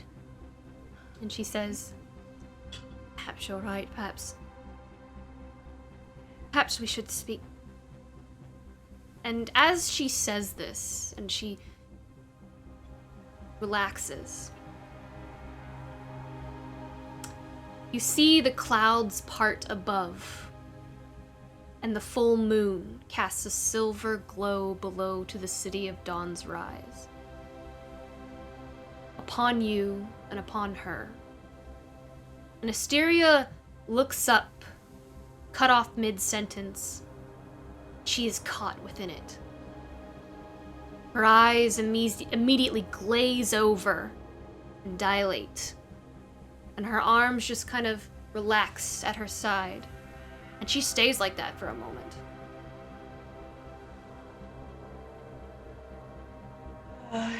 Asteria? Asteria, can you hear me? Is everything... Are you alright? I'm gonna touch her skin. She doesn't respond, but she is ice cold. Are there guards No. on the tower, on the walls? Okay. Hello? Is there somebody near... Okay. Asteria, hey. Can you... Tracking. I was never good at the medical stuff. She's yeah. She is just completely like glazed over, looking at the moon, and as you're just kind of like panicking and looking around, you do know there are guards at the base of the tower, down where like the stone stairwell leads up, and like as she looks up, and you are panicking, a light snow begins to fall, which has never happened in Dawn's Rise. Okay. And she continues to look up at the moon, and she says, "The hungering is silenced, and with it, mouths of her children. The moon has set. Stars are next. They are coming."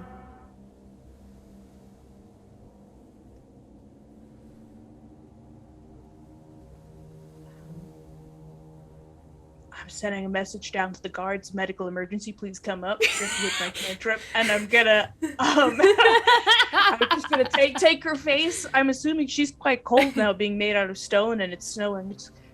Hey, Asteria. Are you here? She blinks a few times and kind of rubs her temples as if coming out of a trance. And then she looks at you. Hesperis, why are you looking at me like that? And she looks confused and just kind of studies your face, and she stops and just kind of looks around, noticing that it's snowing. Did you lose a minute there? Did I? That hasn't happened before since Does this happen often? Do you lose time? No. I don't. If I do, I don't realize it. How long was I gone? Not very long. It's a minute, maybe two. You said some things. Do you remember anything that you said just now? No. I just remember telling you that we should speak to the temple and the healers, and then you just looked at me strangely, and you looked so pale and when terrified, and that's all I remember. No, everything is okay. Everything is okay. How are you feeling right now? Are you feeling okay? She continues to look confused, and then she glances back up at the moon, and then west into the darkness. I feel cold. God, it's cold. Yeah. I'll like rub her arms. I already gave her my shawl. I'll make sure she's wrapped up. And I'll start. Why don't we go to the temple? You said some things while you had that minute gone, but it's okay. We'll talk about it with someone, and everything is going to be okay. Okay? And she just immediately leans against you heavily, watches the snow fall on the bricks, and she just goes, I think that's a good idea. I feel so tired, Reese. As if I've run across the continent and back. And at this point, the guards will have probably made their entire trek up the stone steps, and they're like, is everything alright? She needs some help getting down the stairs, if you wouldn't mind. We're heading to the temple. We're heading to Dawn's Respite. You know where this is, yeah? Right away, Mom. And they just Thank you rush so much. over to her, and she just kind of leans heavily on them, and one guard takes one arm around, and the other guard the other arm, and they just kind of like help her. And I am right there. I am with them. I am just weak as fuck, and I cannot help her the way that she needs to be helped. Yeah, and I'll escort them back to the temple. And does Asteria perk up in any way, or is she just like fading at this point? does she what? Sorry. Does she perk up? Does she seem to get back to herself? She looks exhausted. She looks like she hasn't slept in days. Okay. Well, why don't when we arrive at the temple, I'll thank the guards, and hopefully we'll be joined by some attendants who can help her, and I'll help her downstairs, and I'll tell the guards to come back whenever they themselves need any assistance at the temple. We're happy to help. Thank you so much for all of your assistance. You have a good night. And then I'll help her down to her room and make sure that she gets into bed, and make sure the attendants know kind of what's not everything that she said, because I want to check in with her before anything else. But yeah, You take her to her room. It's very small, but it's appreciated. And then vines kind of cover the wall with a few cavern blooms that glow, lighting the room from within. She has a small bookshelf with astronomy tomes that she enjoys. Before she turns, as you kind of like lay her in bed and pull the covers up and get her all nice and comfortable. And she's just on the verge of just passing out, and she just kind of looks up at you, and she just kind of smiles and says, you know, your friendship has always been such a treasure to me, Reese. Awaking into a world completely alone from that marble slumber. I could have been alone, but I had you. And I had this beautiful family. Remblace will bless you surely for your diligence. Not already.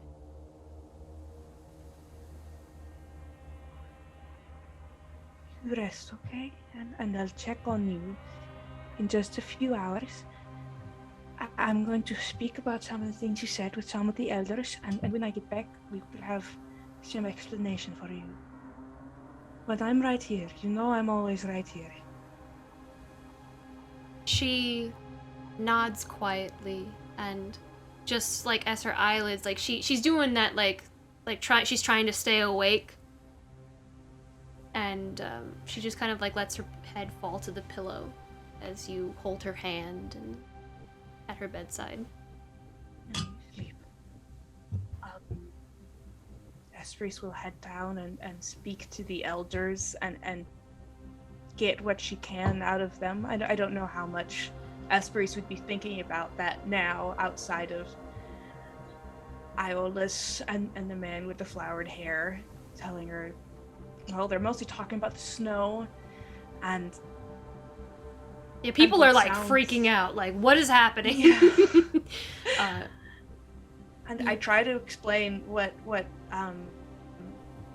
Asterius said, and they said they'll talk to the mayor about it because they don't know exactly what it means, but that they'll follow up on this because it could be nothing. It could be nothing, but it could be something. And before dawn rises in dawn's rise, Hesperis will make her way back to Asterius' room, unless there's anything, Lauren, that you want to make sure I remember before I head back up there. I think that's good. There was nothing major that you spoke to Alias about. What you find is more important.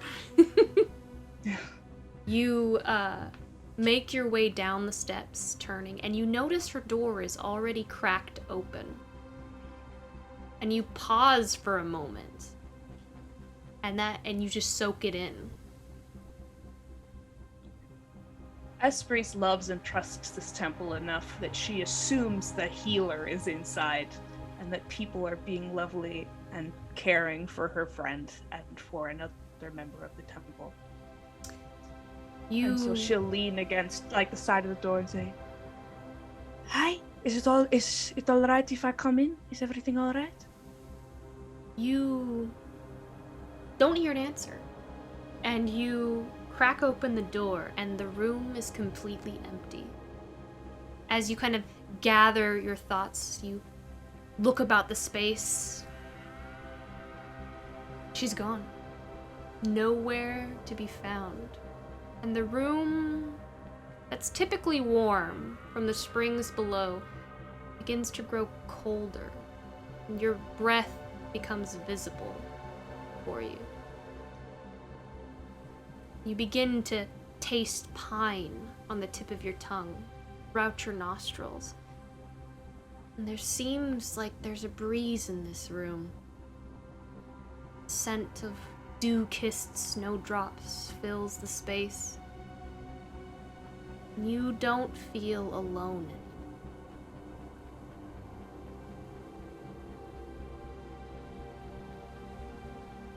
Asteria?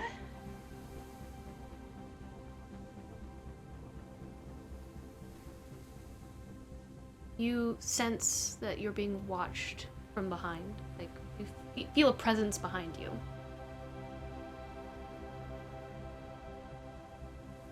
Hesperis will very slowly turn.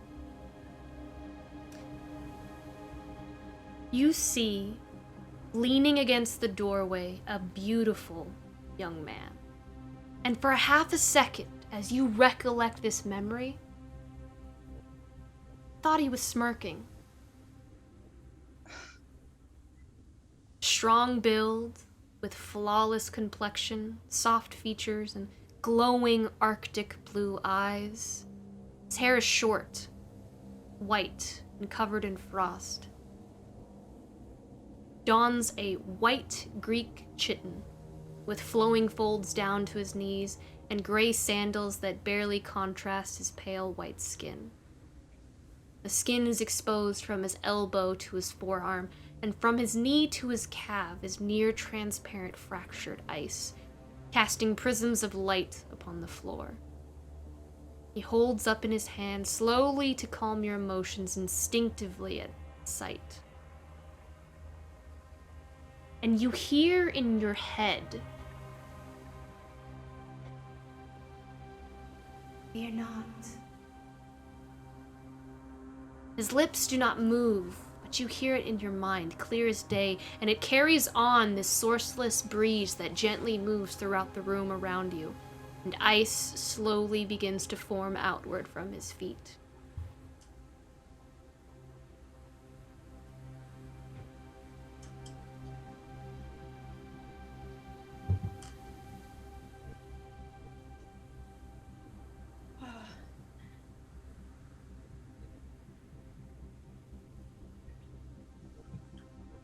Where is Hysteria?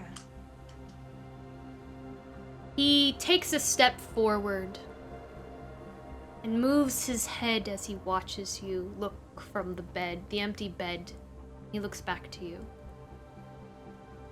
What you seek is gone. She has been called. And it is time. Your season is now Hesperis. You see an icicle forms on the right side of the doorframe as he speaks, and frost spiders out on the ceiling above him. He takes another step forward. Hesperis will take a step back, up until she's like up against the edge of Asteria's bed frame or wherever Asteria sleeps. What do you, my season? What do you mean? Your season has come. Her fate may be sealed, as mine could be, as yours, and the rest of all humanity. Some strands cut short, others woven in. Each choice influences another, and the moon is the start. The moon has turned the hourglass. Sand has begun. It is your season. Follow this path. Sands are influenced by those who strive to deny humanity of the fifth season. It waxes and wanes with each step forward. Keep us all from the endless desert. Her fate, your fate. All of humanity will be influenced by the direction your footprints leave in snow. By now, the room has like an eighth of an inch of snow dusting it, and icicles continue to form. Are you the seasons? Are you the change?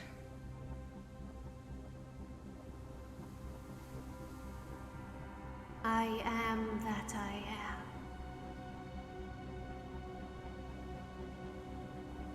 am. Styria. What would you have me do?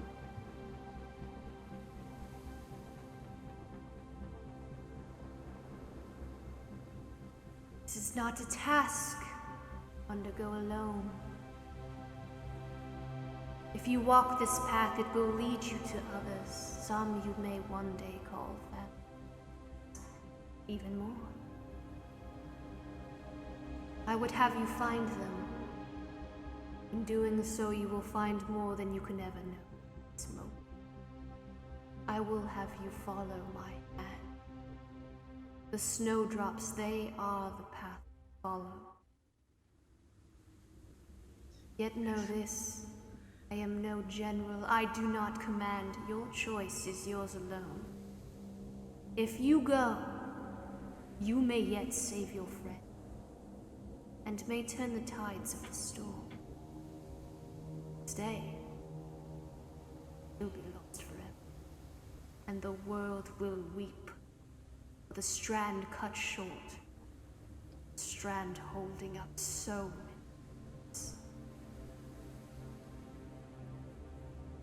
The temperature continues to drop. And ice continues to form. And he leans forward and just kind of brushes his thumb across your cheek, and a trickle of frost moves from your cheek to your temple down to your chin. It doesn't hurt. It tickles kind of slightly, like fresh fallen snow landing on eyelashes.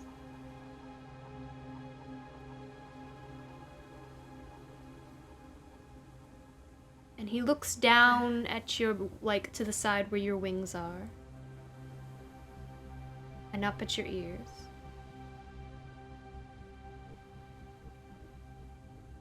And he just, like, begins to see past, almost as if he's reading your mind. Like, you can see him looking through your eyes.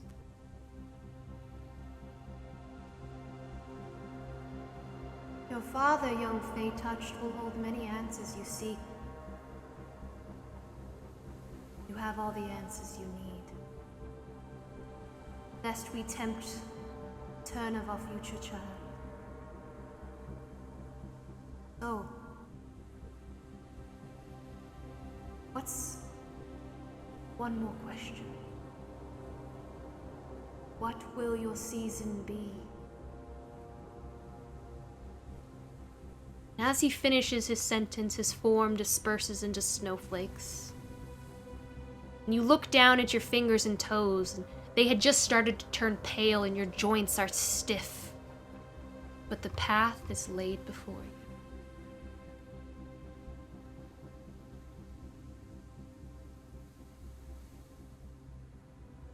Hesperis, after that, sits down on the floor next to Assyria's bed and sits there for quite some time as the ice melts around her and her fingers lose their numbness and get that sparking feeling you get when you move from a cold place to a warm place. And in the morning, when the dawn rises, she will speak to the mayor, and she will speak to the elders, and she will speak to Iolus, and she will speak to Talinarete, and tell him that she has been given a great purpose and a duty that she will attend to, and she will attend to joyfully. And I think now Hesperis is in two thoughts. The first is she sits on her old childhood bed in her mother's home where she grew up. And she thinks about Asteria and her empty bed and the empty spot where her statue once was, where she used to pray. And the other is in Levi, in Asteria's room, in Taya Morn's room. And she thinks,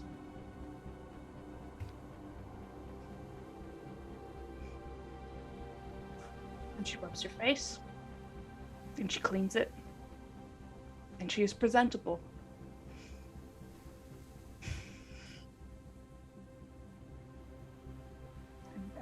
I suppose she starts getting ready for the birthday party that she's holding for her dear friend Finalai, acolyte of Levi, tonight. You come back. You find yourself, like, you blink a couple times looking down at that book. You close it. And you prepare. So you come back out of your flashback. And with that, I think we're going to take our break here. So, we will see you all in a little bit as we continue down this path of flashbacks as to what our players lost and how their journey began. All right, we will see you all in un momento.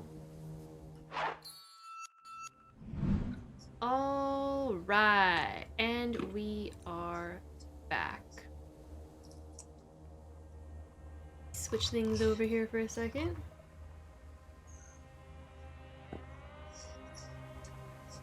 So, Prayaria, what are you doing as you walk the gardens of Hesperis' home? She will continue to do what she was doing in her room before her walk with Hesperis, and just continue to think about her home and her family. All of the memories that she kind of passed through to determine which one she would give to Samir. Kind of poking around to see, I guess, trying to feel the hole where it used to be. The thing about things that are missing is you can't tell what it is that's missing. So Or she's as just kind of driving herself crazy. As Neville Longbottom would say, I can't remember what I forgot.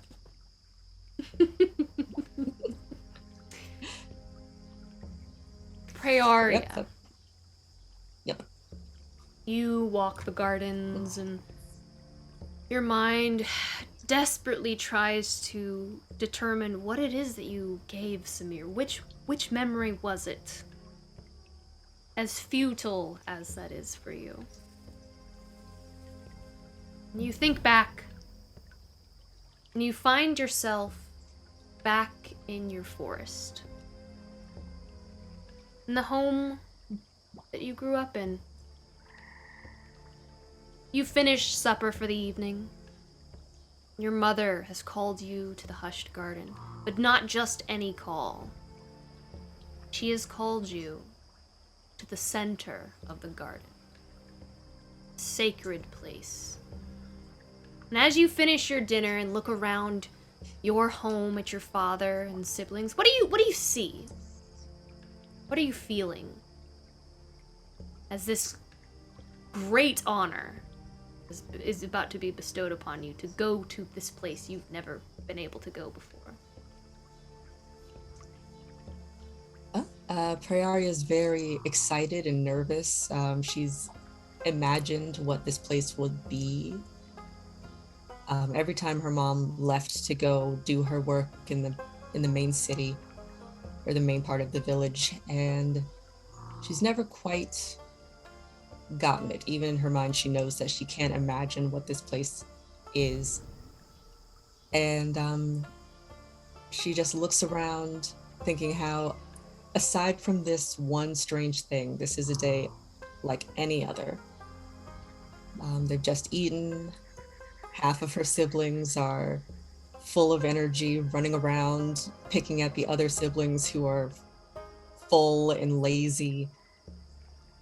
They've been running around all day, but there's still more to do, more noises to make, more games to invent. Their father is trying to clean up around them, a task which he never quite succeeds at, but he has to keep trying. And yeah, she's just enjoying the constant circus that is her family. You take that moment and just kind of enjoy that little circus, as you say, that is your family, watching your siblings running around, chasing each other, and another sibling playing with racing frogs in the living room, basically, and seeing whose frog is gonna win.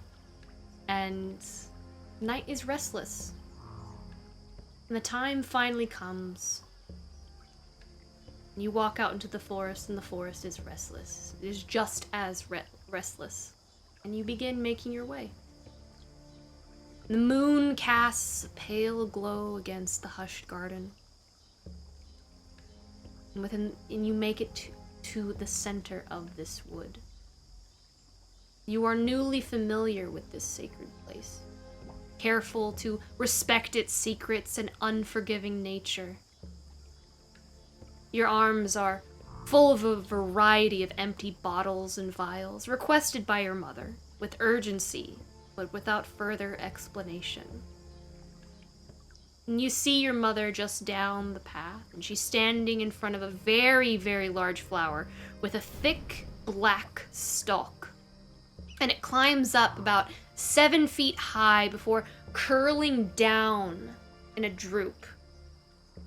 The flower is a deep purple that gradiates to a crimson red, and it pulses like a heartbeat as the moonlight begins to hit it. And your mother is just like holding the bottles a little tighter. She has never seen something like this. It's huge. It's huge. As your mind kind of thinks through it, it kind of reminds you a little bit of the flower that you found in the ruins as your mind travels forward once more and then back. But this is it's huge.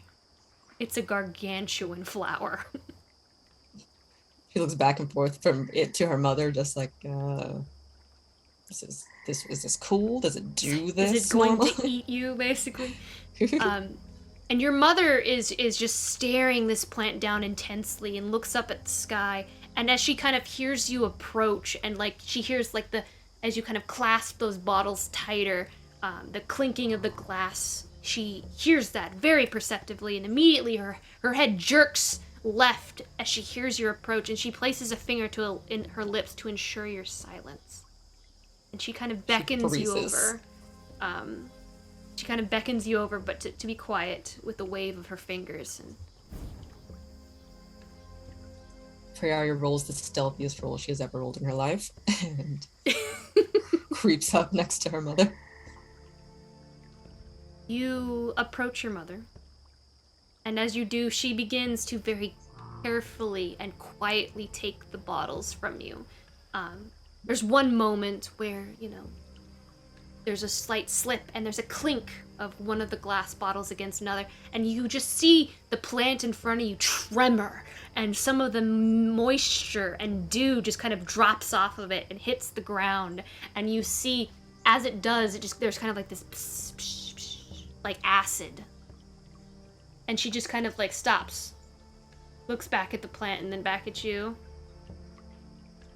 waiting. Sorry. And she doesn't say anything. But she continues to take the bottles. She begins to place one underneath the large drooping plants. And you notice this plant sprouts smaller forms around the base. They are lighter in color, and their pulse is more green. Devoid of the knowledge of this place, you've visited enough to know that this is the first time you've seen this particular unknown plant behave this way. Of all that grows here, this plant unsettles you the most. And as the moonlight focuses on it fully, what looks to be thick black ichor begins to pour out from it, like a mouth opening. Down into the bottles. Almost jumps back, but then she just keeps an eye on her mom. Your mother just as your mother like holds the bottle, it's like she grabs your shoulder and just steadies you. And there's a firmness there that is like very reassuring and comforting, like a mother protecting you. Like she knows what she's doing. She's keeping you safe, but she's also firmly telling, like almost like it's almost disciplinary as well. Like you have to face it. You have to face what we're about to face. She like nods at her mom, even though she's like not looking at her, and just forces herself to be still again. You stand still once more, watching in silence next to her. And the largest drooping part of the plant begins to rumble, as if it holds breath in its throat. And the moonlight turns red. And the base plants writhe and scream like they're in pain, and almost like rats, like gasping for air, squealing. And your mother places a firm finger against her lips once more, and the grip on your shoulder tightens as if in warning. And she looks at you wide-eyed and frightened, and jerks her head back. Yeah. The shock of seeing her mom scared does more to keep her still than any discipline that she has. She's deeply freaked out. You just... like, you can feel the sweat beads forming on your face, and you try to control your breathing as if it feels as almost your breath is the loudest thing that you can hear outside of this rumbling from this pod. And you see a red rose bursts from one of the pods, the small ones, and sharp-thorned vines twist along the ground. And another peels back, shriveling into dust. Another splits into 4 partitions, each a different color: cyan, forest green, orange, and light green. Frost forming on the cyan partition. Yet another pod splits, and butterflies emerge from it. Green, orange, fuchsia, beautiful, sparkling just as it begins to flit away. Like a tongue Something grabs it back, and the pod incinerates in a burst of flame. Another tightens up, shifting its genetic makeup, metallic, copper, silver, platinum. And a few crimson drops fall from this pod. You see another.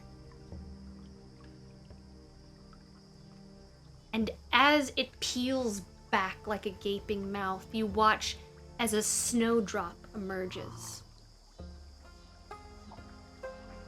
And the sides of this pod, you watch as frost forms around it. And it curls back in on itself. Another still, you watch as it almost like begins to choke, like it has something stuck in its throat, and you watch hay just kind of like fall out of its mouth. And you watch as a small duckling just kind of like emerges from it, and there's an eye in the center of its forehead. And you watch as embers just ignite around it and up its neck and into the center of the eye. And it just dissipates into nothing but ash. The last pod stays closed. Vines emerge from it, pulling the others close to it, close to the largest. The massive, glowing pod that pools into the bottle. And your mother quickly swaps the vials out as it continues to seep this ichor. It's confusing, it's unsettling, it's mortifying. And the moon phase passes, and your mother turns to you slowly and finally breaks the silence. Prayaria. Those that slumber, they are awakening. The magic that protects us, protects the hushed garden. It weakens. We can't let the wall fall. We have been shown an omen. A very, very dark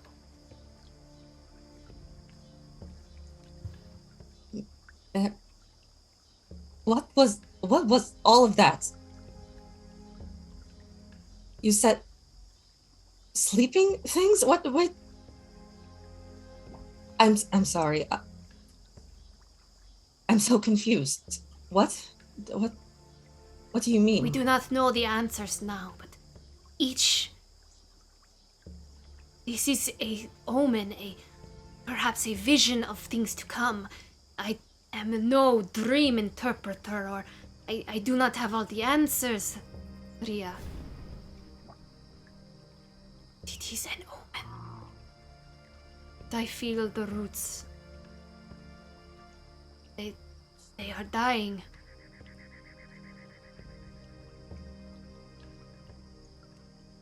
The roots of Rithnali, the forest.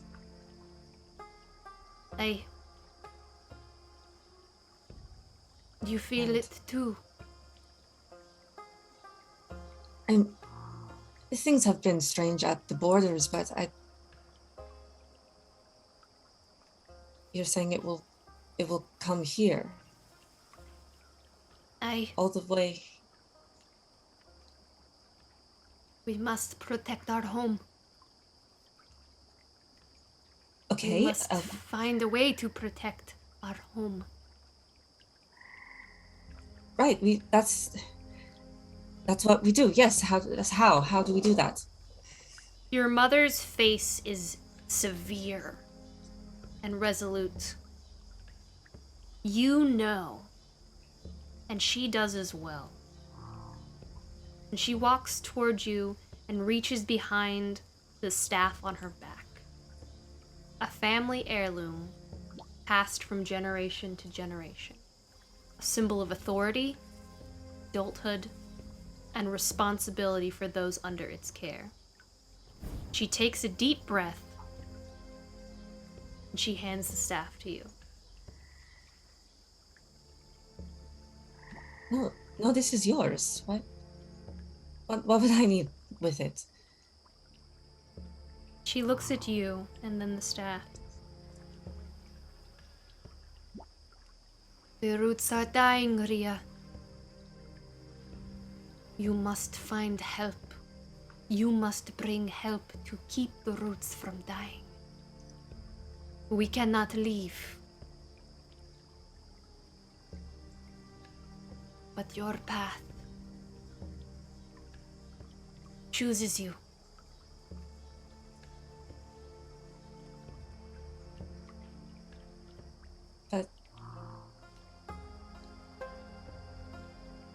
But no, who? I have never been out there. I've never wanted to go out there. Who could possibly help us? No, we have done everything. We have survived this long with just us. We don't need anything out there. There has to be something else we can do. We are strong. We are. You not forget. Of course not. But I have lived long. Never in all that I know, my marehead and my marehead before, this flower never bloom. It is an omen. It speaks of things to come. That is all that I know of it. Knowledge that has been lost from generation to generation. That is all that I know.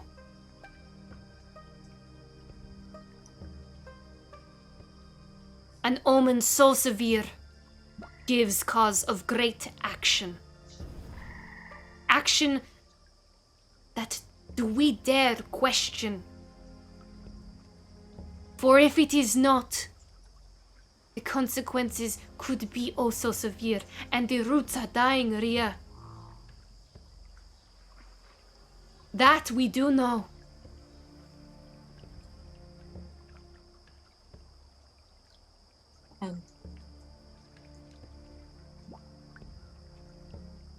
And there is something out there that could stop it. There must be. Perhaps from our old home.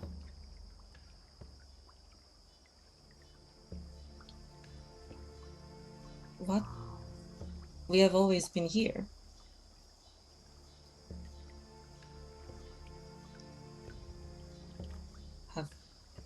Have we not always been here?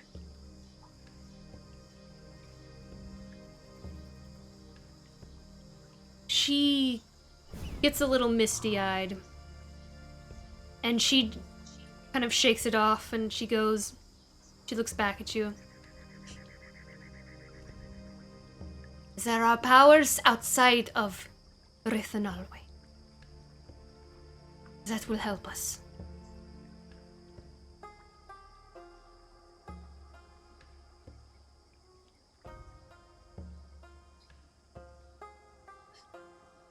She looks down at the staff in her hands and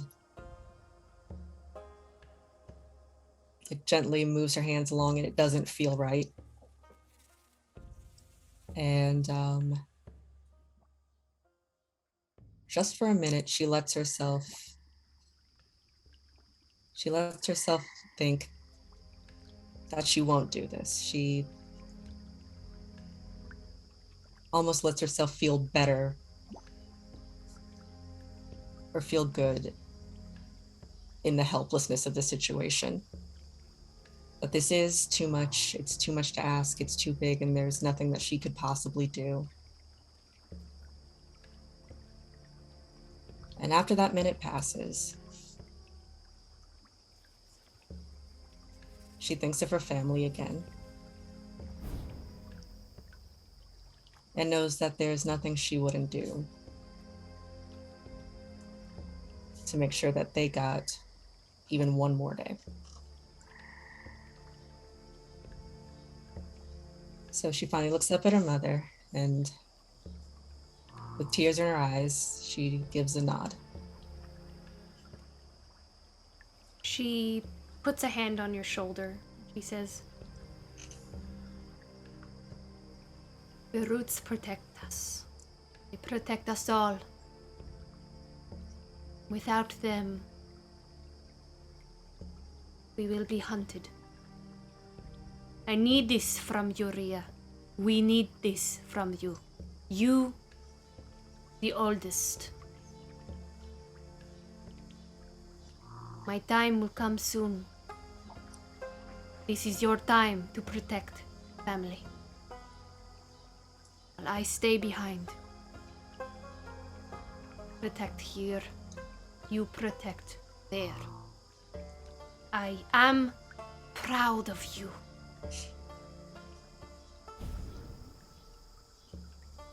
The tears are falling and she's sniffling.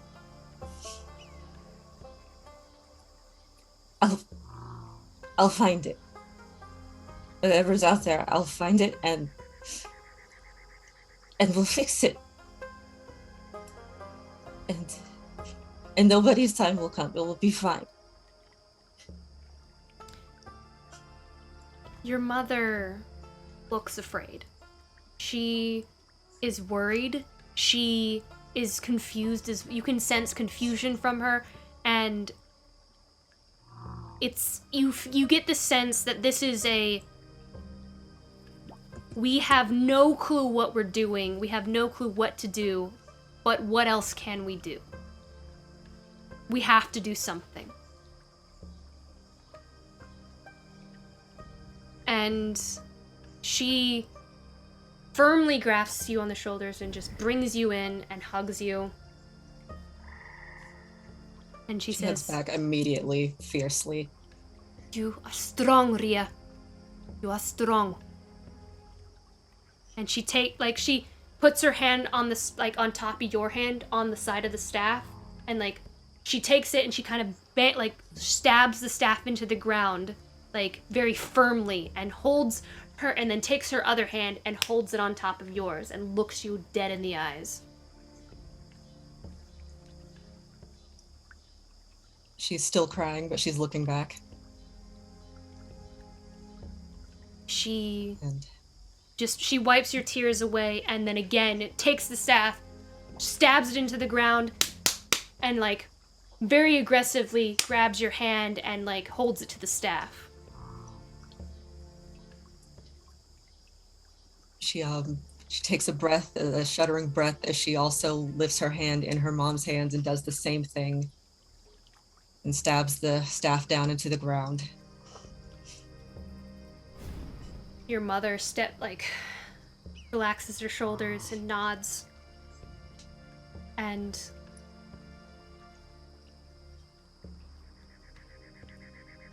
releases her grip on your shoulders now. She symbolically lets you go.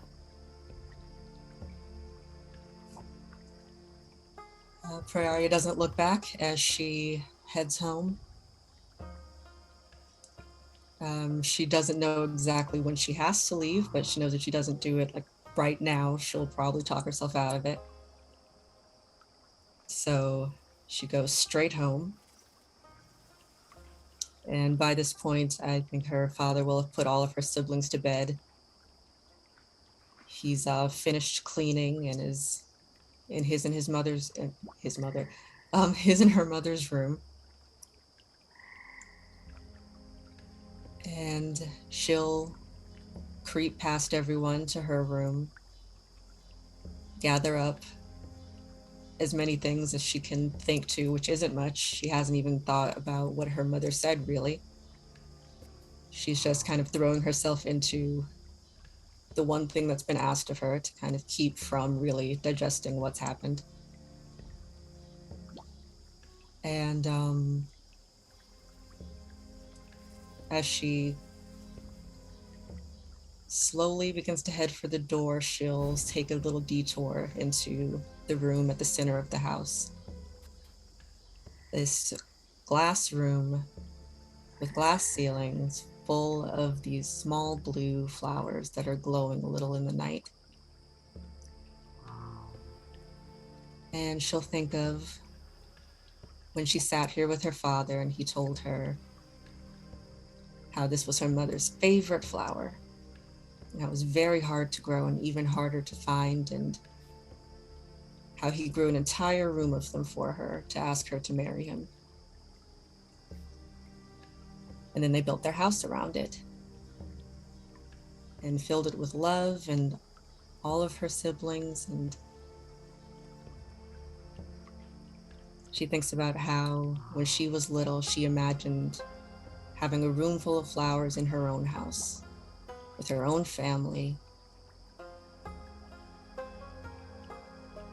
And she allows herself to imagine that whole life that she knows she won't get to live.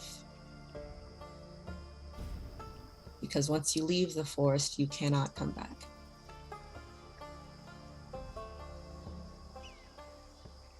And she makes the decision again that it is worth it for her family. And she turns to leave. You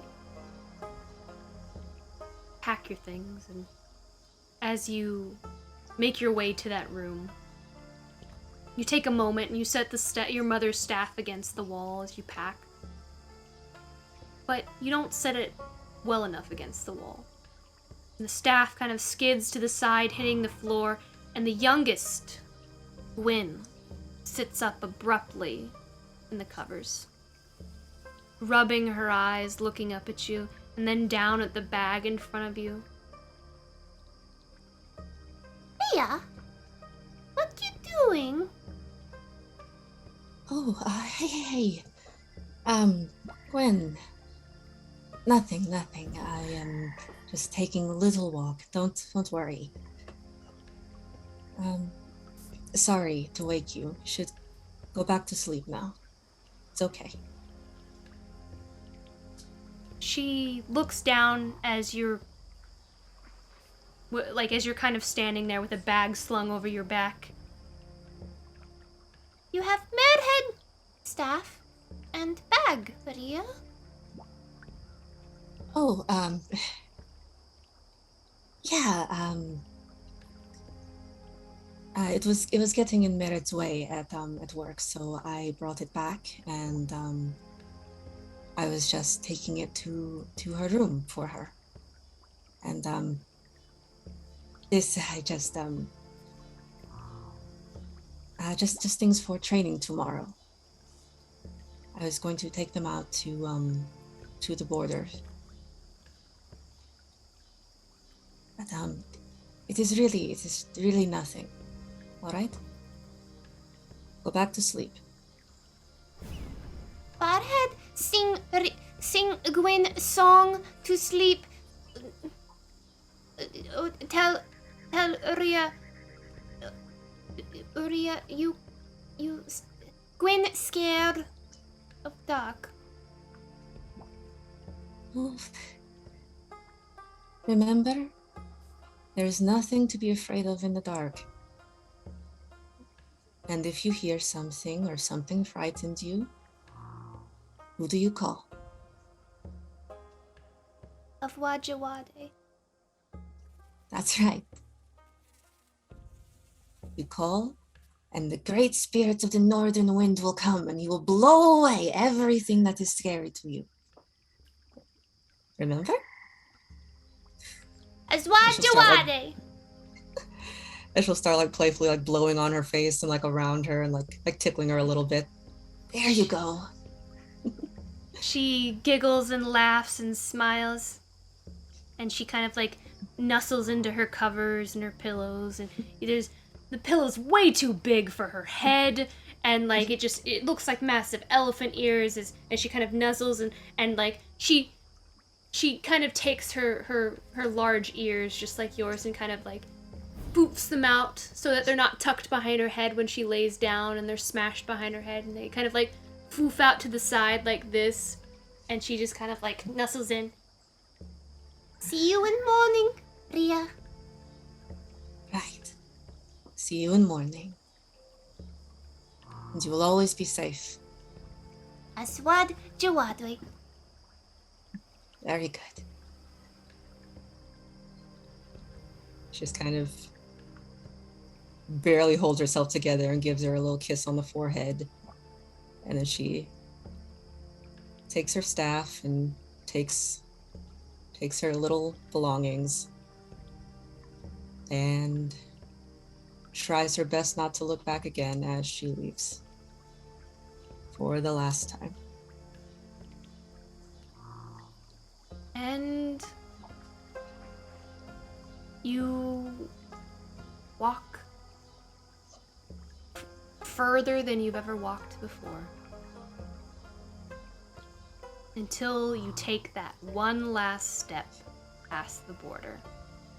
And it almost feels like a piece of your soul gets torn from you as you take that final step. But the next step is a little easier.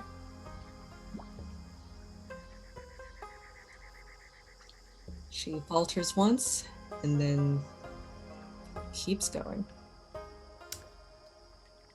And you're pulled back as you're walking through the courtyard. Once more, Hesperis is home. And the memory fades as you blink a few times and you look down and you're back.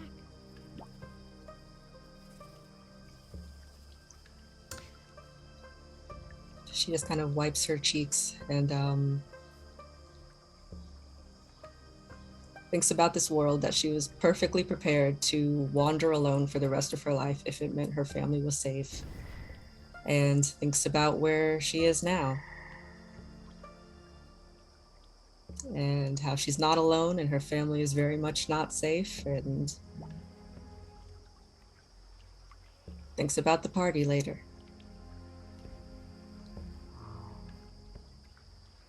All right. As we fade over, Luden, what are you doing? All right. Yeah. So, the end of last episode, Luden had tried to given Prayaria his other letter, who asked Samson to call Urimir. And as he was leaving, he would have actually turned around and walked over to Samson and be like, one more thing, Samson. Could you actually call Addie and tell her that I'm sending a letter? And could you just ask her where she's going so she can drop it off? Like, Wait, what? What do you want me to do? With the sending stone, can you just tell Addie? Could you ask her to drop off the letter for me? Otherwise, I have no way to get it to Urimir.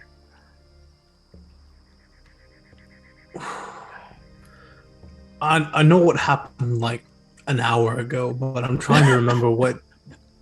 Yeah, I remember. You had me tell Urimir that he was having a letter delivered. Yeah? Yeah. And then you sent the letter to Addie?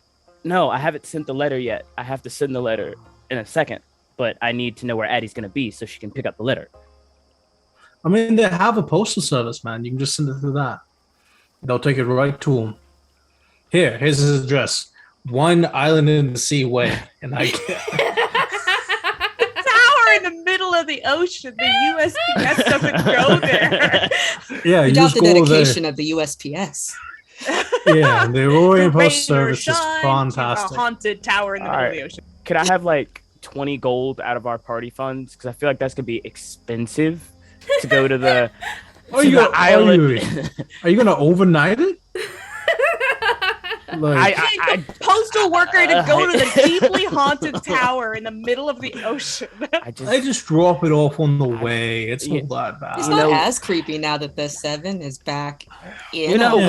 We're rich anyway. I just want to be sure, Samson. Yeah, here's 100 gold. I throw it in the air and I hand it to him like a normal person. He will take the 100 gold that he thinks he's going to probably have to spend like at least half of to get this letter to Urimir. couldn't cost more than a gold, but you can pick up pizza for everyone on the way back or something. I don't know, some donuts maybe. Okay, and then he'll walk off to go send his letter to Ermir, and he will ask the postal wherever if they send it to, if they even go out that far. And he'll say, I am prepared to pay handsomely to get this letter to where it needs to go. That will be 300 gold. Yeah, 300 gold. I'm sorry, how much? I'm just kidding. I'm just kidding with you. It's fine. Yes, 10 gold will be fine. All right, and he pulls out 10 gold as he forces his heart back into himself because it was beating out of his chest. And he will give them the 10 gold, and he'll give the specific person like 2 gold. He'll be like, please make sure it gets there, and he will give out 12 gold to the person. Sir, I don't usually get tips, but for you, I might spread a little bit of cologne on this letter for you. Very expensive. House of Erete. Well, thank you. And he'll leave there, and then he'll go pick up his arrows, his 40 cold arrows, and he'll put in one more thing, and he'll be like, and do you think you can also make me 100 iron arrows? How much would that cost? 100 iron? Iron? The stuff that fays hate? I see what you're doing now. Oh gosh, I haven't thought of, Are you trying to get like an iron bolt or something that has like a head on it? Just the iron arrowhead. Okay. That's all I need. I don't need the actual arrow to be iron. Yes, I can make you some arrows. Yes, it will take a few days, but 5 gold for the special tipped arrows. Perfect. And he will give him 5 gold. And then he will, he said, I will be back in a couple of days. And Luden's errands are done. He's going to head back to the Vardo. And he's going to open the door, expecting to see Snonk. But Finn took him out walking. So he'll look it down and just see, like, the bottom of the Vardo is definitely stained with good berries. Because he had made that little bed for him. But they aren't all eaten. And Luden will just smile to himself. He does realize that he spent like all of his first level spell slots in the morning though. So he's gonna take off his now armor, his outside armor, and put on his pajama armor. Close the door and lay down to take a little rest before tonight.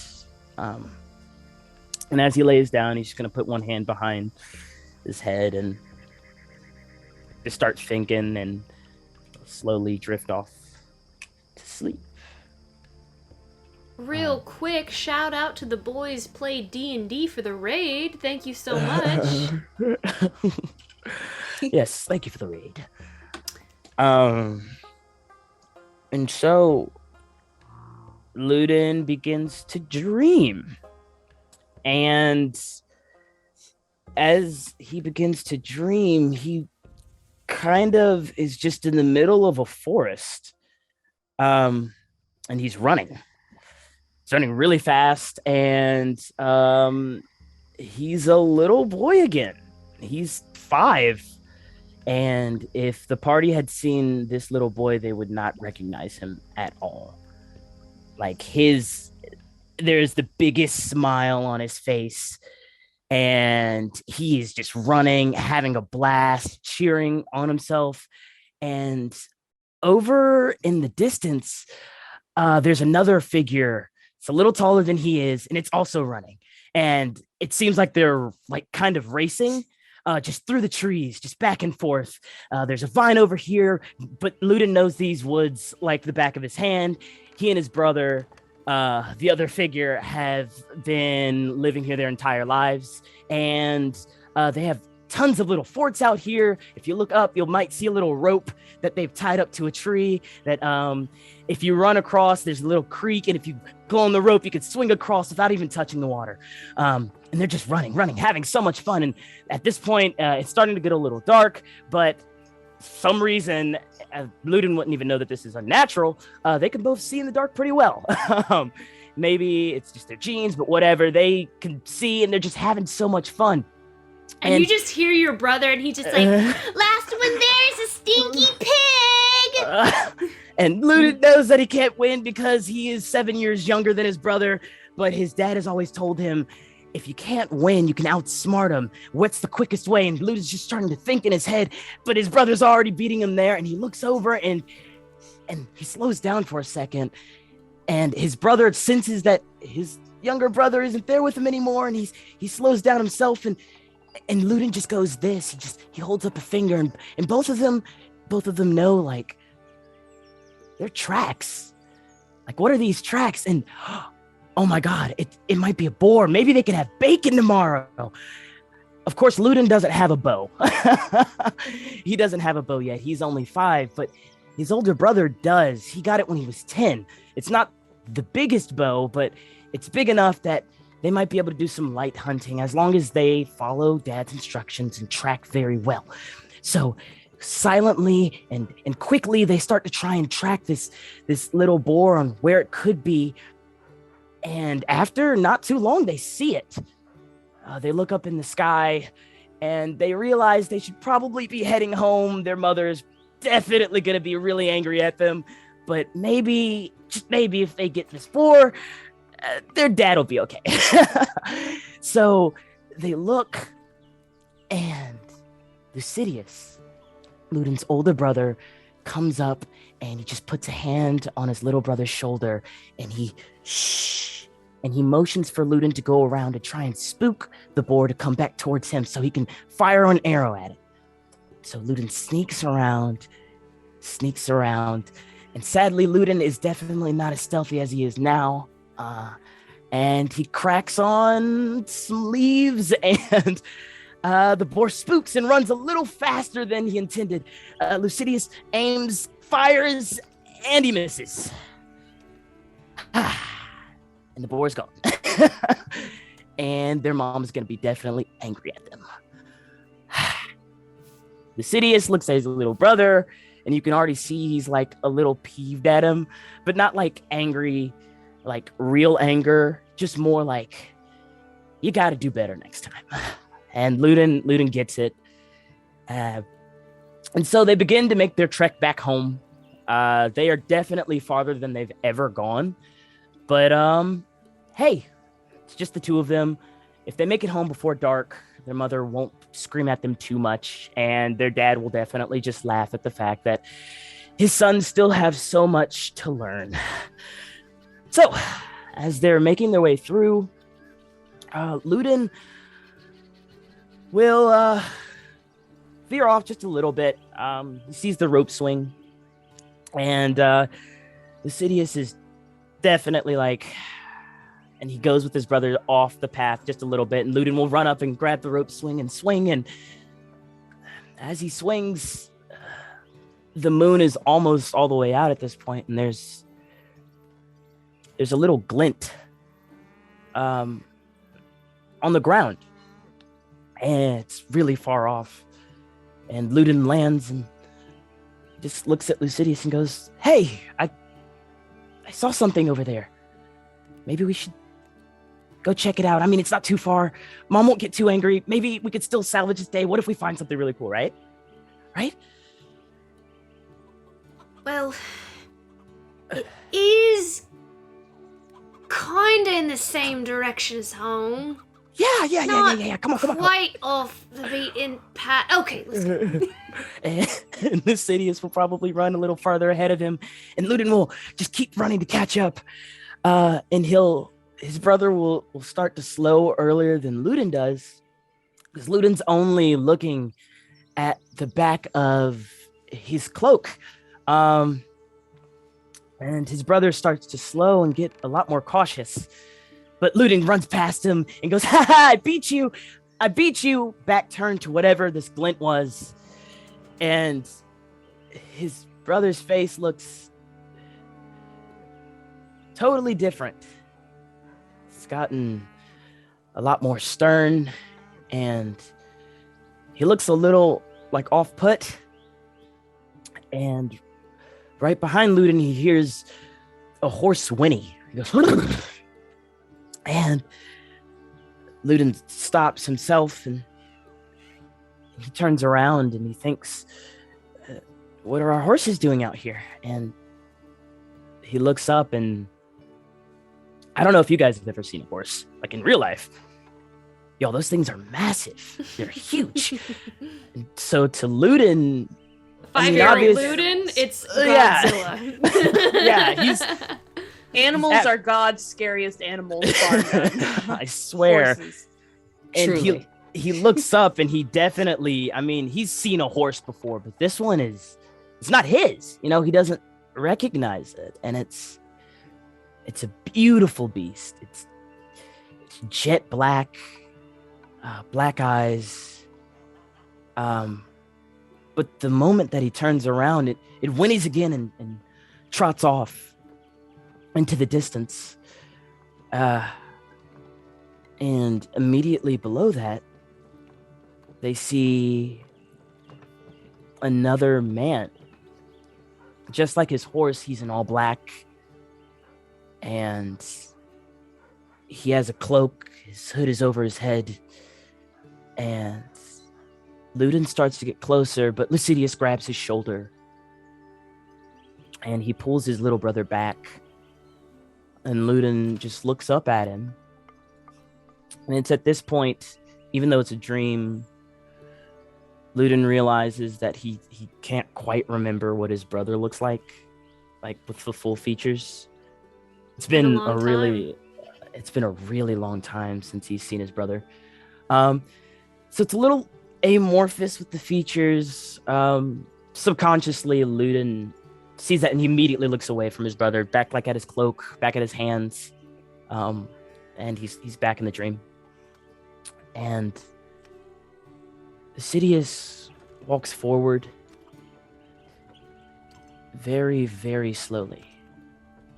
And he looks down, and Luden, even though he's definitely not supposed to do this, he comes up behind his brother, and before he can cover Luden's eyes, he sees just the leaves are all red, and there's just crimson glints with the moonlight at this point because it's getting really dark. They can see, they just can't see as well. And he still gets a glimpse of this man, pushes his brother's hands out of the way, and around his belt, Luden sees that glint again, and it's a dagger. Or around the belt, there's actually a lot more things than just a dagger. There's potion. There's some bags that are all just hanging around, and Luden at this point is just really scared. He starts to shake a little bit. I mean, he's seen some people from the outside world, but not like this. I mean, they get letters and things. His dad gets letters. But this is something totally different. And he just looks at his brother and he said, what do we do? Your brother looks a little panicked at this point as he kind of like, almost like he's been lost in a trance for a moment, like running through his thoughts, seeing like blood and everything. And, he just kind of like shakes his head and like he furrows his brow, and your brother looks a lot like your dad. And your dad makes that face a lot, that furrowed brow. Anytime he's thinking really hard and is like there's something serious, or like when you're getting scolded for your chores or something, and he furrows his brow and he's like, "Go get father. But what about you? I'm gonna stay here, and watch. I think he's breathing. No, but what if somebody's looking for him? Somebody did this. We can't just let him die. Look, he's breathing. You can tell Mum, tell Dad. Tell them I told you to go. I'll be the one to get in trouble. You can't just leave him to die. Okay, fine. Fast! You're Fine. the fastest anyway. Run! Fine. And Luden turns and trips over a stump immediately, gets back up and starts running. And as he's running farther and farther past his brother, he's running. The trees they're starting to look kind of familiar again. They've definitely been out this late, like once or twice ever. Never this far out, but definitely once or twice. Only been once or twice because their mother really gets angry and really upset when they're gone for this long. And as he's running farther and farther away from his brother, like his heart is racing. He usually doesn't get out of breath easily. I mean, all they do are chores all day. All they do are explore these woods. Whenever they get finished with their chores, all they do is play. So he starts to feel something he hasn't really felt before, and that he's definitely felt a lot more with this party. He's like really starting to feel afraid, but also to the point where he's almost hyperventilating. But in his mind, all he can think of is Father will know what to do. Father will know what to do. So he keeps running. And by the time he gets to this clearing, he sees his home. And the way his home is set up, it's kind of in the middle of this field, in the middle of the forest. It's more like a meadow, wheat field, but it's just this 2-story home made of completely out of wood, just surrounded by trees. Honestly, it seems a little strange if you would think about it, like how this meadow was even made, or like how it's just such a perfect circle, and heck, how the house was even built with like maybe the labor. Like that's a lot. Even this small 2-story home to be in the middle of this field, it's but Luden doesn't think about that. He runs forward and he sees his mom at the doorway. She's got her hands on the hips. Yeah, she is like fiery angry. And she's immediately sees Luden and calls to him and screams at him, but she senses there's something wrong. And if you look through the window, immediately to the left of the doorway, you can see Luden's dad, Corbin, chilling by the fire, reading today's letter to whatever news would be. And his wife looks over at him and says something Luden's definitely not close enough to hear anymore. Here anyway. And his dad turns and looks up, and it's kind of that same thing with Lucidius. Of course, Luden probably wouldn't be able to see him this far away anyway, but he sees like kind of the eyes of his shadow, if that makes any sense. That's the most defined feature of his father. And as his wife has said something to her husband, he immediately passes by her in the doorway and runs to try and meet his son. Luden is still running towards the house, and he's hyperventilating all the way at this point, to the point where he can't catch his breath. And he starts to actually pass out. And he hears a whistle. And as he's falling down, he's being pulled up onto his father's horse, who had responded to Master's whistle. And his father asks, "Where is your brother?" And Luden can't say anything, and he just points. And their dad, being the best tracker out of all of them, immediately follows his son's footsteps that have definitely made a trail through the woods. And the broken branches, like, this is definitely not what he had taught his sons. Taught them to move through the forest without being detected, but at least it led him back to wherever his other sons.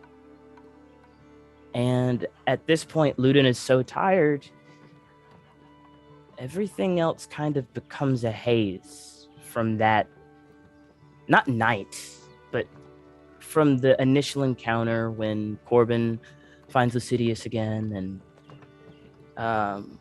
when Lucidius actually picks Luden up and carries him while Corbin puts whoever this person is on the back of the horse.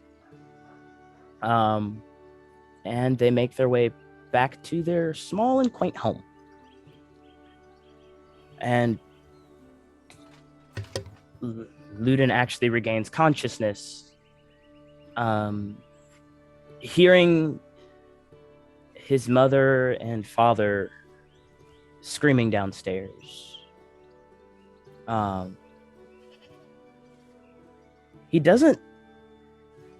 He's never heard his mother or father scream like this. And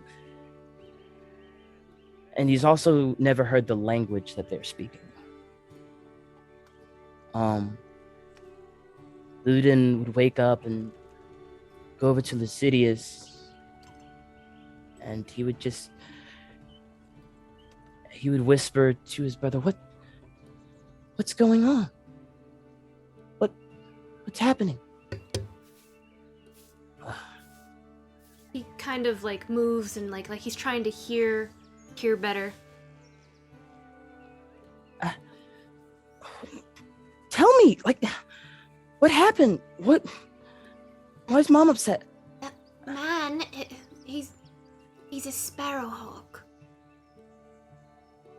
What's a sparrowhawk? They're kind of like an organization in Cambria, and they're not like the military per se, but they're more like secret organization. They do secret things and they trade secrets with people and and yeah, they know so much about the world that nobody knows. And so I think that man, maybe he was delivering a letter or something. I don't know what he was doing, but it seemed like he got caught up in something. Ooh. Well, do you think he has secrets that he could tell us? Maybe, I don't know, but it does seem to be making Mum pretty angry. At this point, there's silence from downstairs, and you actually hear the thump, thump, thump, thump, thump of a parent coming up the stairs, and both of them immediately know what they need to do, so they run to their beds, jump in, hide under the covers, and it's definitely, oh no, we weren't awake kind of thing. But, Mom! Oh, Mom! Trying to sleep here! Mom! And Myra knows her children. She knows exactly what they were doing. She's no fool. But she also understands that what is going on here is not natural, and it's easy for her children to be curious. But she still stands stern, and she actually gives them a stern talking to more about the fact that they were out so late rather than the man downstairs. And before she turns to leave, after they've gotten their scolding, and they've promised, like they always do, that they'll never do it again, she turns and furrows her brow, and funny enough, her face, Luden can picture perfectly. Her hair is golden brown. It's lighter than her husband's, and it's funny because Luden and his brother both have like a mixture of the two. Her eyes, he can't quite remember the color of, but he's sure they're beautiful. Maybe a hazel, maybe a dark brown. Those are things he can't really remember, but she has very soft features. But she can give a very stern look. Her smile is very, very pretty. It could honestly glint like that knife did in the moonlight if she wanted it to. And when she smiles at you, you just know everything's going to be all right. And she smiles at her kids, but it drops to a different face that Luden has never seen his mother make before. And he cocks his head, and she gets up and sits on the end of Luden's bed, and then gestures Lucidius to get out of his little twin bed and come over and sit with her. So Luden takes off his covers, and he sits over and looks at his mother, and she explains to them that they are never supposed to speak to that man downstairs, that they are not supposed to ask him any questions, that they are not to look at him, that they are not to eat with him. The moment that he speaks to them, they are to call basically bloody murder and scream for their mother immediately. And they know not to talk back to their mothers, so they both just silently agree. And then she smiles again. It's a little forced, but it still has the same effect on 5-year-old Luden, and he knows everything's going to be all right. So she opens the door again, and she whispers, "Till tomorrow, my sweet children." And she closes the door. Both Luden and Lucidius look at each other just with like a, what? He definitely has secrets. And, but... Alright, this is what I'm gonna do in the morning. You get Mum out of the house and go maybe you need to milk the cow, and then I'm gonna go ask him a question. We can't ask him anything. How can we?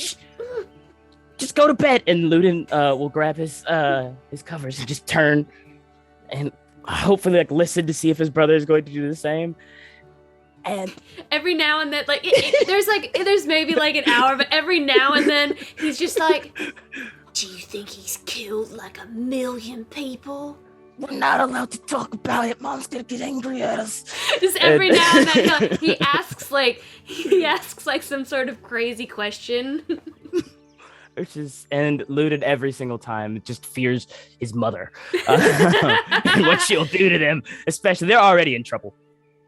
And so, yeah, that night goes by, and Luden gets out of his bed, but it's not the same day, or the next day. Excuse me. It's 3 days later, and gets up, and a man has come to his home. What is going on this week? I get Dad gets letters every once in a while, but there's another guy that walks in, and he's not really dressed in the same uniform or anything, but immediately, he's there before Luden and Lucidius wake up, which is a feat, because they usually try and get up before dawn to start work, And And so as soon as they open the door and look down, their mother is at the bottom of the stairs and is just pointing outside. And both of them just sigh heavily as they look over at the man as they're walking down the stairs. And they're like, Mom, can we please? I just want to ask a... And she just, not a word, and just keeps pointing. So they go outside and they do their chores. And so Luden looks over at his brother and they do their thing. After they finish all their chores, they sing a song. They go out, they play some more. And by the time they get back home, the man is gone. And they miss their chance to ask whatever this person was, the questions that they wanted to ask. So they head back upstairs. This time a lot earlier. They're still on punishment, so they have to be home before dusk. And they go to sleep again.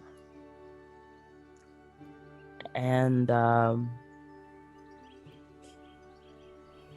Luden sleeps and thinks that everything's going to be fine in the morning. And that was the last time Luden saw his older brother. Because when he wakes up in the morning, he looks over and the bed is empty. He can actually hear the birds chirping outside too, which is a really bad sign.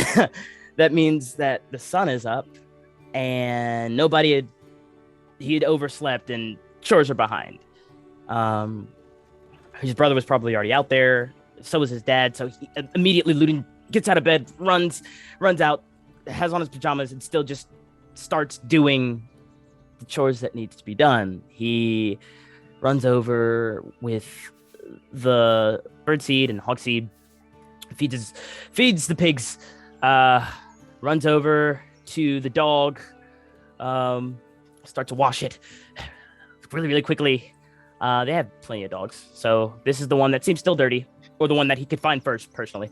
And then he'll see the horses, and then he'll hear some frogs, and he'll keep going. And about an hour and a half into his chores, he realizes that he hasn't seen his brother all day. He hasn't seen his dad all day. And it's very strange. So he walks back to his home and he opens it up and he sees his mom. And she's just sitting down and she has both of her elbows just on the table and her hands covering her eyes. And she just looks defeated. Luden's never seen his mom this way, and especially like his 5-year-old eyes. He just walks in and he says, "Mom, hey, you see Dad or Lucidius or and she doesn't say anything. And he asks again, and he asks, "What's wrong, Mom?" And her hands just stay over her eyes. And so Luden walks over. Feels like he's sneaking at this point. And he sees a half-open letter in front of his mother. And he looks up at her, and he looks back down at the letter, and there's definitely some tear stains, like wet spots on the letter. So he slowly just tries to grab the letter to see what's made his mother so upset, and he can't read completely yet. I think Luden is very advanced for his age. Just because of the fact that, like, everything that he does every day is just, like, there is no stopping school. There is no stopping chores. It's just a day in, day out. Just learn more.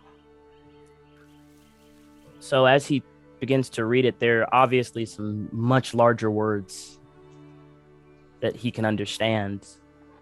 But he knows his father's handwriting. And as he reads the letter, he basically gets the main points of it. Can't read everything. But the letter talks about having to leave to help the man that the boys had saved some more. That they'd be back next week. Definitely. And that it's about time for the Sidious to learn about the outside world. It won't be too long before we come back, and there's no need to worry. As Luden looks back up at his mom, he gets it, but at the same time he doesn't. He's like, there's no need to worry, it's Dad. He'll be back. So he goes and he fixes Mom just a little bit of food. He is 5. He does not know how to cook very well at all. But he does know that oats and milk and honey make him feel better. So he'll can't reach the cabinet up top. So he'll go find a chair, push it over to the cabinets and climb on top and open up and give his mom a bowl. He'll take a bowl himself and he'll pour the oats in there, pour the honey and pour the milk. And his mom will look up, her eyes just all red from crying. And she'll give a half smirk. But for Luden, it still does the same thing, and he knows everything's going to be all right.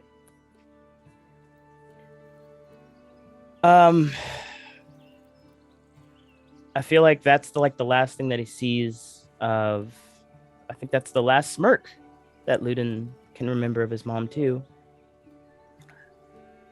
1 week passes, then another week, then another week, and Luden isn't Luden's trying to keep up with all the work. It's really hard. Really, really hard. He's definitely crushed a lot of eggs. Definitely accidentally let his least favorite pig go that always bit him when he fed it. His dad would probably be angry at him, but he's okay. And he definitely broke a couple of tools trying to do what his dad had done and hadn't shown him how to do yet. But hey, he's still getting things somewhat done in his eyes. Luden's like, I'm doing it. And I'm doing it by myself. Dad would be so proud.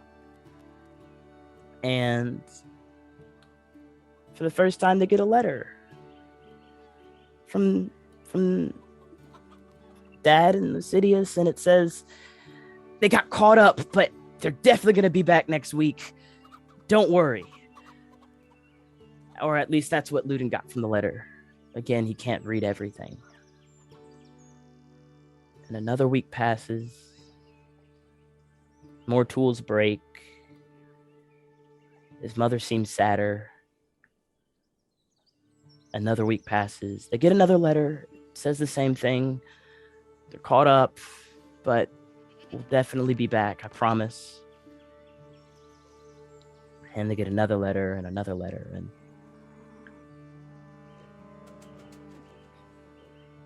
Luden goes to sleep and he wakes up and now he's a little older. A couple of years have passed. And his mom she's kind of withdrawn from her son. She spends all her day in her room. they have at least, like, they only have maybe one horse left. Most of their animals have died or have escaped or have been killed and eaten. Luden's education has started to suffer. I mean, his mom's not teaching him anymore, but he's still trying. And he's still trying to, take care of the farm, take care of his mother. And at this point, after one long day of just being outside, he sees his mother just staring forward. She's not saying anything anymore. She's completely stopped talking. She's lost a lot of weight. And he just wants her to feel better. So he sings her the song that she sang to him whenever they would do their chores. And it's just a short little tune. It goes, this is the working song. We sing it all day long. Mother, father, and two sons, together working as one. Feed the pigs and wash the dog. Hug the horse and maybe catch a frog. This is the working song. Come on now and sing along. This is the working song. We sing it till the work is done. Tomorrow we rise before the dawn to sing our happy, happy working song. There's some more verses, but once Luden gets to that point, and his mom hasn't even moved or done anything, he just smiles and pours another box of oats. It's what mainly he subsists on at this point. She didn't eat yesterday, but maybe today. And the cycle continues until Luden wakes up again. And he opens the doors, and out of the woods is coming an elf. It has been a couple of years, so Luden is a tiny bit taller, but he can also remember all of the features of this elf like it was yesterday. Funny enough, he is the only person in Luden's family that he can remember all the features of. Him and Logan, that is. And so as this elf walks towards the home, Luden looks at him and immediately just has a stick in his hand and waits for him as he approaches the home. And as he approaches the home, he meets Balin. Hi.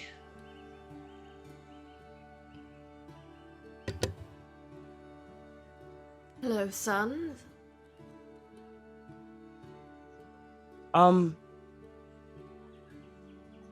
I don't know who you are, but my dad's gonna be back real soon, so I don't know if you want to be here. Oh, that's all right. There's no need to be frightened. See your farm is in disrepair, and I just thought I'd stop by to help. Looks like the fence needs some fixing, and for the chickens, some of them have gotten out. Thought I could help. Okay, but you gotta be gone before my dad comes home. He smirks at you and he says, "Cross my heart." Luden crosses his own heart, points his stick at him, but he'll put it back down and wait for Bailey because he has no idea what to do. But and I'll only help with your permission. You do seem like the man of the farm. With no, your that's permission, sir? That's Dad, but you have my permission. And you'll I rate thank it. you for it.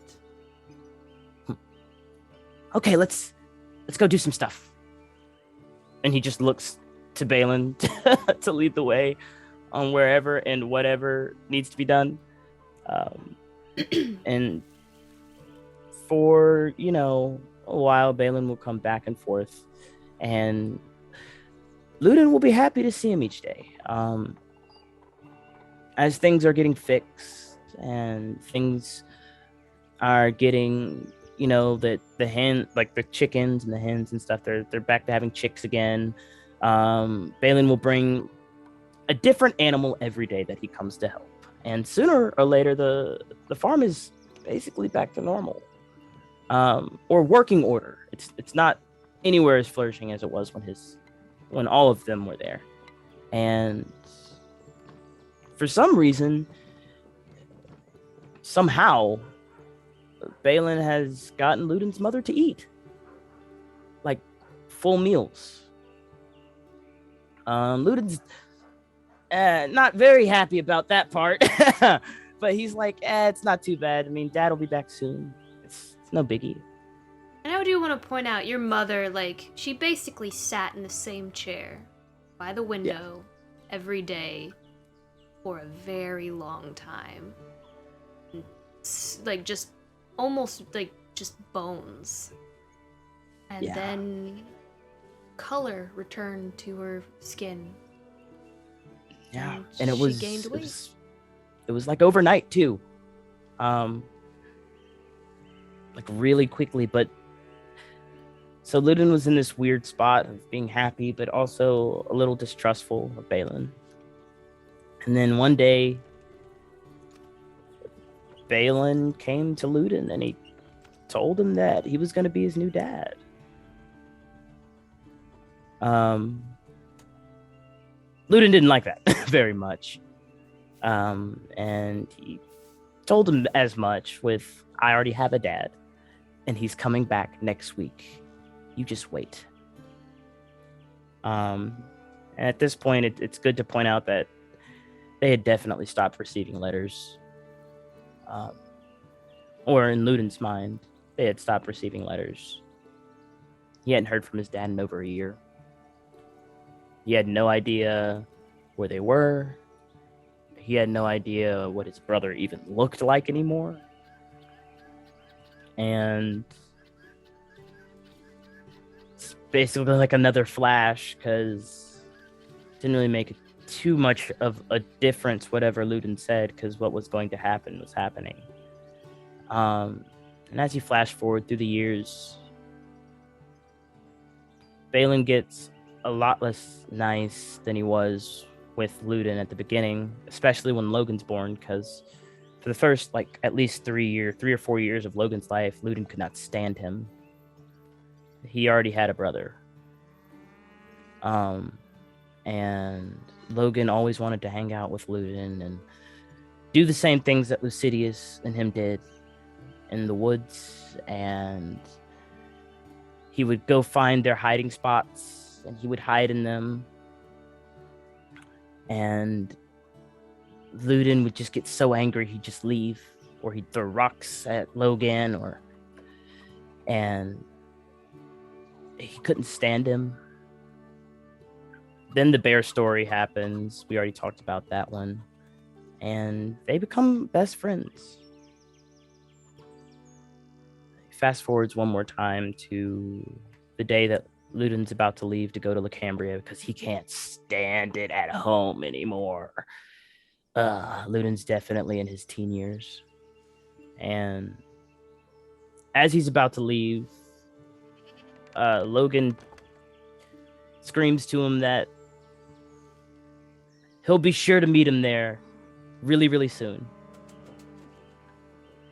And as Luden turns to wave back at his family, his now family, he has a pack over his shoulder with all the stuff, the bow that Balin had made for him, very intricately elven bow, his books, his only keys to the outside world, really, and his last letter that he got from his dad. and he'll turn, and the last thing that he can remember of his family being together was his younger brother Logan and his mom and his stepfather all standing in the doorway. And when he looks back, he sees something that's very different than he would have thought it would be, but he's definitely remembering correctly. All of them now have green eyes. And he'll walk through the forest, and it closes in, and that was the last time Luden thought he saw his mother. But turns out it was much, much earlier than that. And then his story continued, and he met you guys, and Luden wakes up.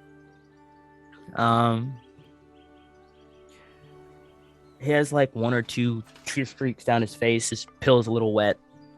There's sweat. And when he gets up, he just puts his hands in his palms like his mom did. And he tries to hold back the tears as hard as he can, because they're not going to fix anything. And only one gets out before he gets up and just punches the wall. His knuckles are bleeding now and everything. Yeah. We'll adjust his armor. Put back on his outing armor. And take all the gold that he has with the plan to go buy a ticket to go see Zemlin, because he doesn't feel like partying for Finn right now. As you gather your money and exit the Vardo, you do see Finn with Volpa and Snonk making their way back to the Vardo. Finn is actually dragging Snonk on the ground. And Finn sees you, and Finn's just like, he made it like about a block, and then he got really tired, and so I had to push him the rest of the way. And like Snonk is just like, with all that's going as on, he's pushing it. With all that's going on in Luden's mind, this might be the coldest that he's ever been to Finn. And he just keeps walking as if Finn is invisible. Walks past him and goes out to the city. Doesn't say a word to him at all. And just keeps one hand, honestly, on the short sword as he passes by Finn. And with that, I think that is where we will end tonight's session. Woo! Depressing. This was the saddest episode we have ever had on Fate's End. Downer. And I don't know. It's neck and neck with the episode where Uramir like the Undercity after like he made the decision with the mother. This was the saddest episode of Fate's End. Not to just like trauma jump on all of you guys for the past 4 hours. It's not always sad like this. But next episode we're chilling. Yeah, next episode we're celebrating a birthday. We're going to the theater. We're drinking to forget. The people who can stand to look at the birthday boy are going to go to the theater. People who can't see his face without being violently reminded of their trauma are going to do something else. Going to the theater, just a different one. All right, let me thank our new followers and subscribers for this evening. Thank you, Apocalypsis, for the resub for Prime. That's 8 months straight. Thank you, Hatcher Actor, for the cheer of 100 bits. Louis the Bun for the cheer of 100 bits. Block Obama for the resub at 11 months. You are almost at a year. Woo! Hello, Love Doves with the cheer of 100 bits. Mac with the cheer of 300 bits. Hatcher Actor with the cheer of 200 bits. We had a hype train earlier. It was awesome. Flog Obama with the gifted 5 tier 1 subs. Thank you so much for that. Danielle Lenoir with the cheer of 5 bits. The boys play D&D for the raid of 6. Brighton 2001 for the follow. Hrodgar 101 for the follow. Fateful Encounters. We didn't get a chance to thank you when you raided. We were deep in the role play, but Fateful Encounters, thank you so much for the raid of 27. Thank you so much. You guys raid our channel from time to time, and we just sincerely appreciate it. Thank you so much. And then, of course, Portal Magico RPG for the follow as well. Thank you all so much. If you enjoyed our show this evening, you can find Fate's End every Monday at 7:30 p.m. Central Standard Time as we drive through fate and attempt to save the world from the Seven of Severance. If you're into Apocalypse homebrew D&D, that's essentially what we are trying to avoid here on Fate's End. Of course, next week, Danny was out, but next week, Finalai, who is the very bottom left corner, I believe. Finalai will be back, and then fairly soon, Brandon will be back with his new character, who is the middle flipped tarot card over here. So very exciting. Tuesday, tomorrow, we have Breach Battles, which is our Malifaux 3E tournament show. We are currently in the finals round. And remember, whoever wins this tournament will get to donate winnings to their selected charity, which is super exciting.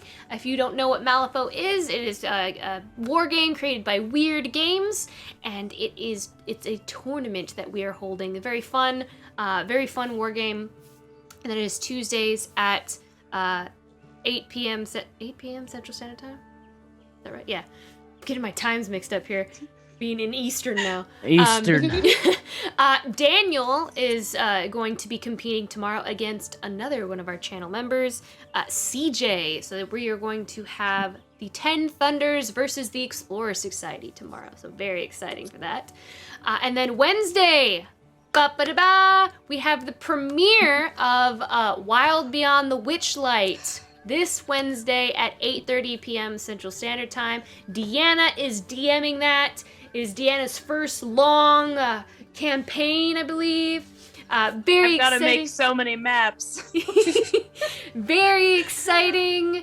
And then Reyna is also in that game as well. And then, of course, the crew from Iron Valor, various crew that you've seen in our Iron Valor shows. That is going to be this Wednesday for the premiere. Join us, and remember, everyone, your points reset. When right before we start that stream, you will start at 0 Valor tokens. Again, you can earn Valor tokens while you watch, and you can redeem those for blesses and curses. Super fun. It's a very interactive show where you get to toss luck to your favorite players. You get to bless the party, curse the DM. Lots of fun. You can bless me if you want. Lots of fun. So join us for that premiere Wednesday. We're super excited about that. And other than that, Fate's End will be back on Monday. Thank you so much for joining us, guys. We are going to raid somebody and continue to share the love of in this D&D community. We love you guys. You guys make my Monday. I enjoy seeing you guys in chat. I enjoy reading your comments. Love it. Thank you, Louis the Bun, for your comments, and Mac for your comments, and Gamer3009, Game. I apologize, my dear fine fellow. It's like, you don't have to say the 3009. Thank you, Game Player. Thank you so much for your comments as well.